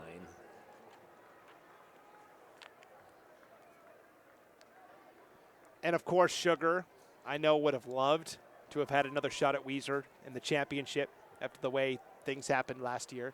But Homedale, not so bad either. I mean, they don't care. So I talked to several Sugar players, and I asked them, what if you were to be able to get past Teton, and because this was not going to be a gimme game, if you're going to be able to get past Teton, what would your preference be? And some of them said, well, we would like a little bit of a redemption shot at Weiser, but at the same time, we kind of got that streak going against Homedale. Maybe we can keep that going. Aldrich off the left side takes it in for the touchdown from 4 yards out. So a 4-yard run by Luke Aldrich, and he will take it in for the 4-yard score. Point after try coming from Sugar-Salem, maybe from a new kicker. And this game, in no way, shape, or form, the final score is not indicative of how competitive this game was played. And the general feel of this game was much different than, if this goes up and in, it's a 40-point difference, but it has felt a lot different than a 40-point difference. And this is Ava Cordero, a senior kicker. And she missed that. And misses it off to the right on the attempt, but it is 60-21. Sugar with 4:43 to play. So kind of a cool story from state baseball last year. I covered the 3A tournament. Of course, Sugar-Salem got there for the first time in a couple years, and they're doing a really nice job, Coach Gardner, in turning that program around. Well, they end up playing Weiser, and it's really interesting where Brett Spencer is kind of a shortstop, second baseman for Weiser, and of course Carson Harris plays for Sugar. And I was talking to both coaches, and they said we actually met at a tournament earlier this year, so we got to see each other before state. And basically, it happened where Carson Harris hit a double, ended up on second base. Brett Spencer's right there playing defense, and they kind of look at each other for a second and go, hey, I know you. Because Brett Spencer, of course, very famously made the goal line tackle of Carson Harris. On Carson, yeah. In overtime. Yeah, you and I were on that call last year, yes, double overtime. Yeah. On the 2-point conversion. So it's kind of a funny thing where they both looked at each other and went, hey, what's up? How you doing? Yeah, that that tends to happen, and sometimes you go like to state basketball last year. On day number 2, you had Homedale and Sugar meet. And Homedale actually won that, and Hayden Kinchlow is part of that team that all 4 years he was in high school, he lost to Sugar-Salem in football, and but he got that little prize at the end where he did get a little bit of the last laugh by getting it in basketball. Yeah, for sure.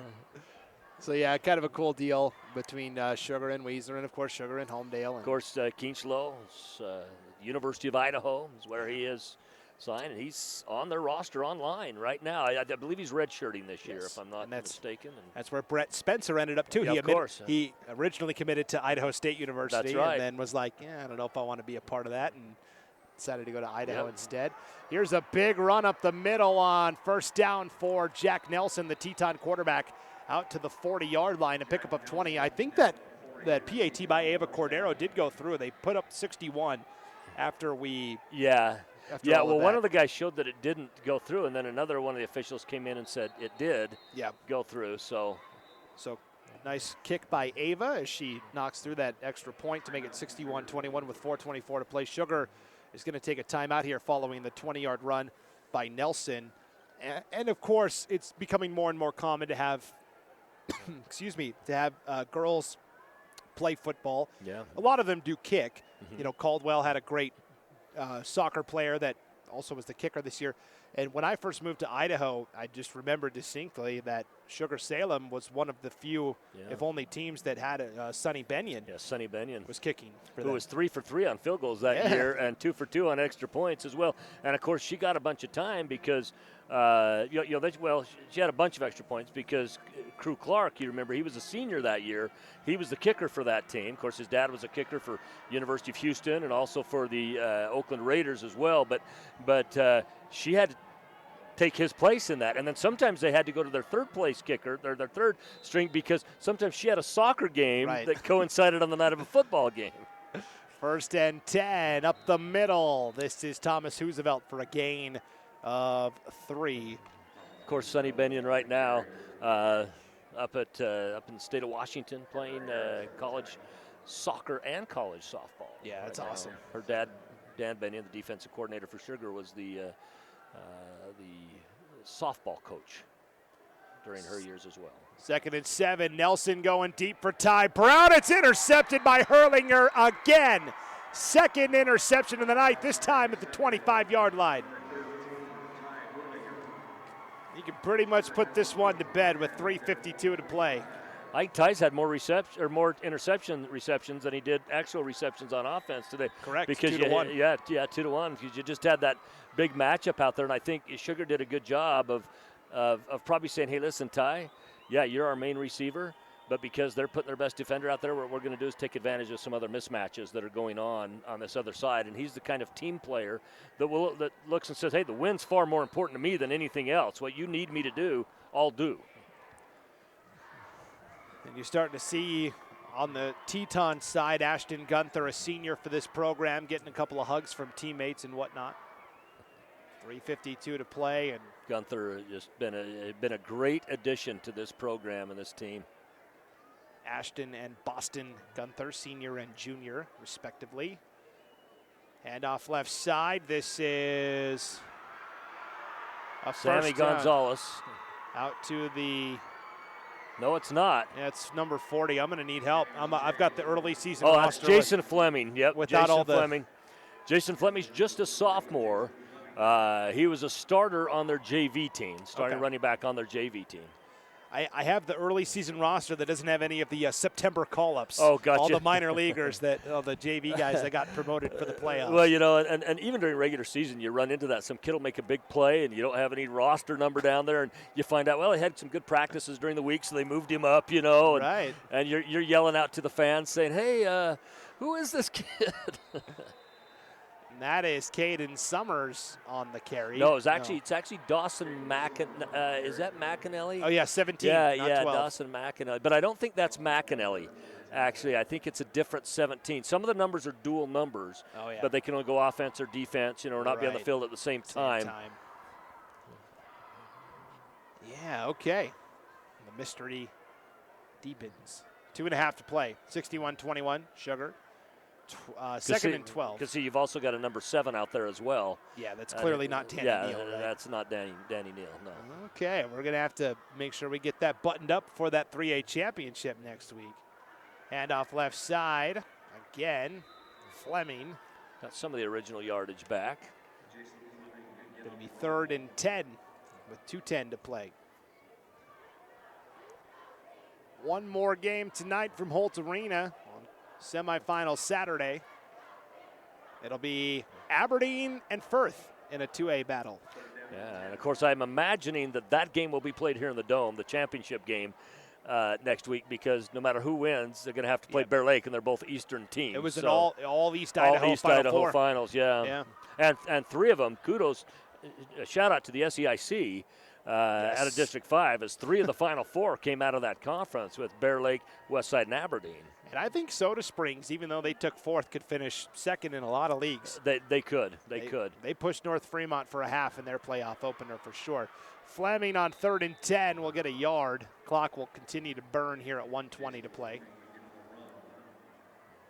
A 40-point win for the Diggers, 61-21 over Teton. Looks like Sugar will come out and punt. Yeah, no need at this point. And I don't think for Teton that they're going to use these 3 timeouts that they have for them. Of course, Teton went through a name change a couple of years ago. They're now the Timberwolves, and I love their logo. So what you see is the scruff down on the neck of the Timberwolf is actually the Teton Mountains. Yeah. It's the shape of the Teton Mountains, which is really cool. You know, it's always tough to have to go through a change like that, but they've got a really cool mascot and didn't have to change their colors. Yeah, you saw, and there's a good punt by Hawks. Will be taken on a hop at the 20-yard line by Ashton Gunther with 32 seconds to play. You saw 2 teams that had to change names, right? Teton had to go from the Redskins to the Timberwolves, and of course Pocatello went from the Indians to the Thunder. And from what I could tell, Teton kind of embraced it. Whereas in Pocatello, there was a hard, divisive line that people that wanted to keep. Yeah, and you know there was a little bit of that out in Driggs as well. With that, you know, I'd grown up in Cedar City, Utah as a little kid. They were the Red Men. They recently changed theirs to the Reds. Right. And there was some division down there as well. Talked to a friend of mine that I grew up with that was on the school board. He says, we fought it for years. But he says it got to the point where it's getting so expensive that we told the citizens, listen, we're willing to continue to fight it, but it's going to raise your taxes to do it. So finally, the people said, let's go ahead and make the change. And because their colors happen to be red already, red and yellow, they were just able to call themselves the Reds without having to change it, where if Teton would have done that, they'd have had to change their colors to do that. Jack Nelson completes to Brody Hess over the middle, gain of 12 with 20 seconds to go. Nelson back to pass, throws and complete at the 45-yard line. I believe that's Ty Brown. Yeah, reception made by Ty Brown. So Teton keeping the 1s out there. Sugar still going with the 2s. Trey Lankford, the junior DB, right back. And Lankford's a very good player as well. Played a lot of JV ball. He's a good track star as time runs out. But I tell you what, this game was, the feel of this game was not 61-21. The feel was a much tighter feel. Well, I mean, it was 27-21 at halftime. That's and right. then Sugar pitches the second half shutout and ends up winning 61-21, the final score. We will take a break. Come on back with the IdahoSports.com postgame show right after this break. You're listening to the 2022 3A semifinals on IdahoSports.com. Yeah, I know a little something about myths. Like the myth that speeding isn't dangerous. Oh, and that myth you can tailgate at a safe distance. Or that you can safely weave in and out of traffic. Don't be fooled by myths. You'll get yourself into a hairy situation. Stay focused on the road. Be a legend like me. Have you heard the one about Charlie over at Pay Lake? Look at that. The unmistakable swagger of someone fully covered with health insurance through Your Health Idaho. Health yeah! Enroll by December 15th and you could qualify for quality health insurance starting at $0 a month. Dear gas prices, go take a hike. Toyota is the #1 retail brand for electrified vehicles for 22 years. Think you can stand in my way? We got this. Toyota Hybrids. Toyota, let's go places. I am Kevin, and I'm from Idaho Falls. It's important for the disabled to be vaccinated because of COVID. I chose to be vaccinated because I didn't want to be sick or in the hospital. Getting the vaccination, my experience was painless and worth it. It was a very wise choice. Taking the hard path isn't always easy. It takes courage and determination to do hard things. Quitting tobacco and vaping is possible. You decide when. We'll show you how. Learn more at projectfilter.org or call 1-800-QUIT-NOW. Hello? I was in an accident. You okay? Yeah, I'm fine. I have my seatbelt on.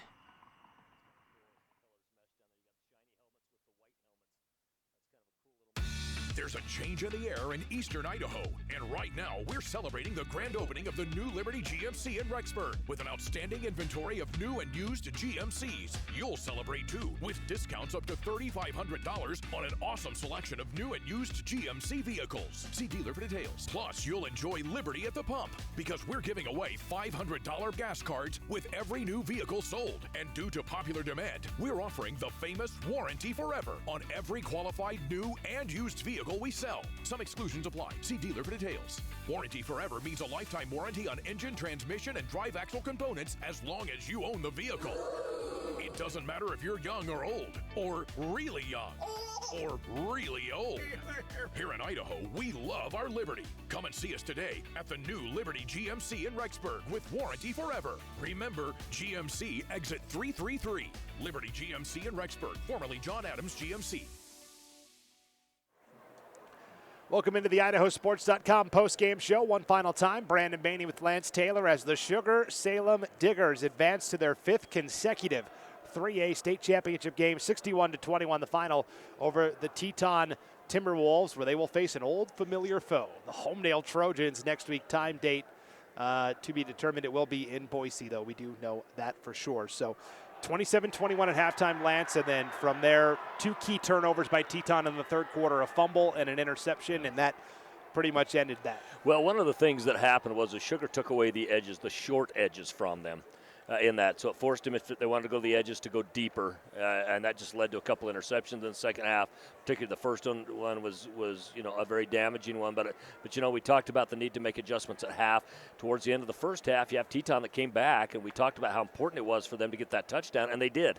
They did what they needed to do. They were the last one to score going into the half. We talked about halftime adjustments, and then the 34 unanswered points in the second half from Sugar. Yeah, and they do that to a lot of teams, so Teton's got nothing to hang their head about, that's for sure. No, Teton played very well. Coach Joyce has some good pieces to this puzzle coming back next year. No doubt. Nothing to be ashamed of at all. And he took home some hardware. That's something this football program has not done for a long time. Got the third-place trophy awarded to them out there at midfield. Right. That's a big thing for a program that's on their way back up. Definitely put Teton football back on the map this year for sure. Let's head out our IdahoSports.com player of the game, presented by the Idaho Transportation Department and Shift Idaho. A lot of good candidates every time Sugar gets a win, but what do you think, Lance?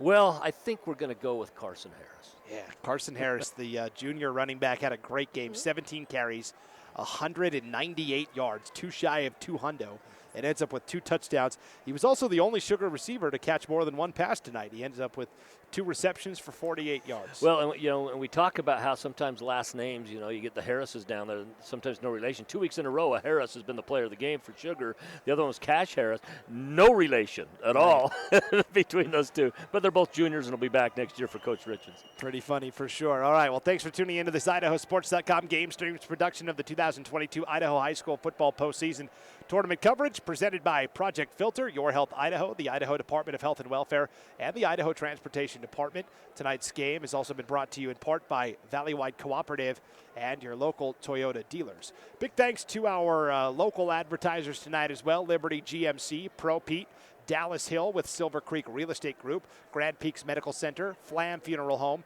Harold Harris Construction, Stone Ridge Dental, Taylor Chevrolet, Upper Valley Orthopedics, Idaho Housing, Pocock Trucking, and Fall River Propane. As Sugar-Salem defeats Teton 61-21. Carson Harris, our IdahoSports.com player of the game. We've got 1 game to go. 2A semifinal. Firth and Aberdeen headed your way next in about 20 minutes. But until then, for Lance Taylor, I'm Brandon Baney. Thanks for tuning in on IdahoSports.com. Yep.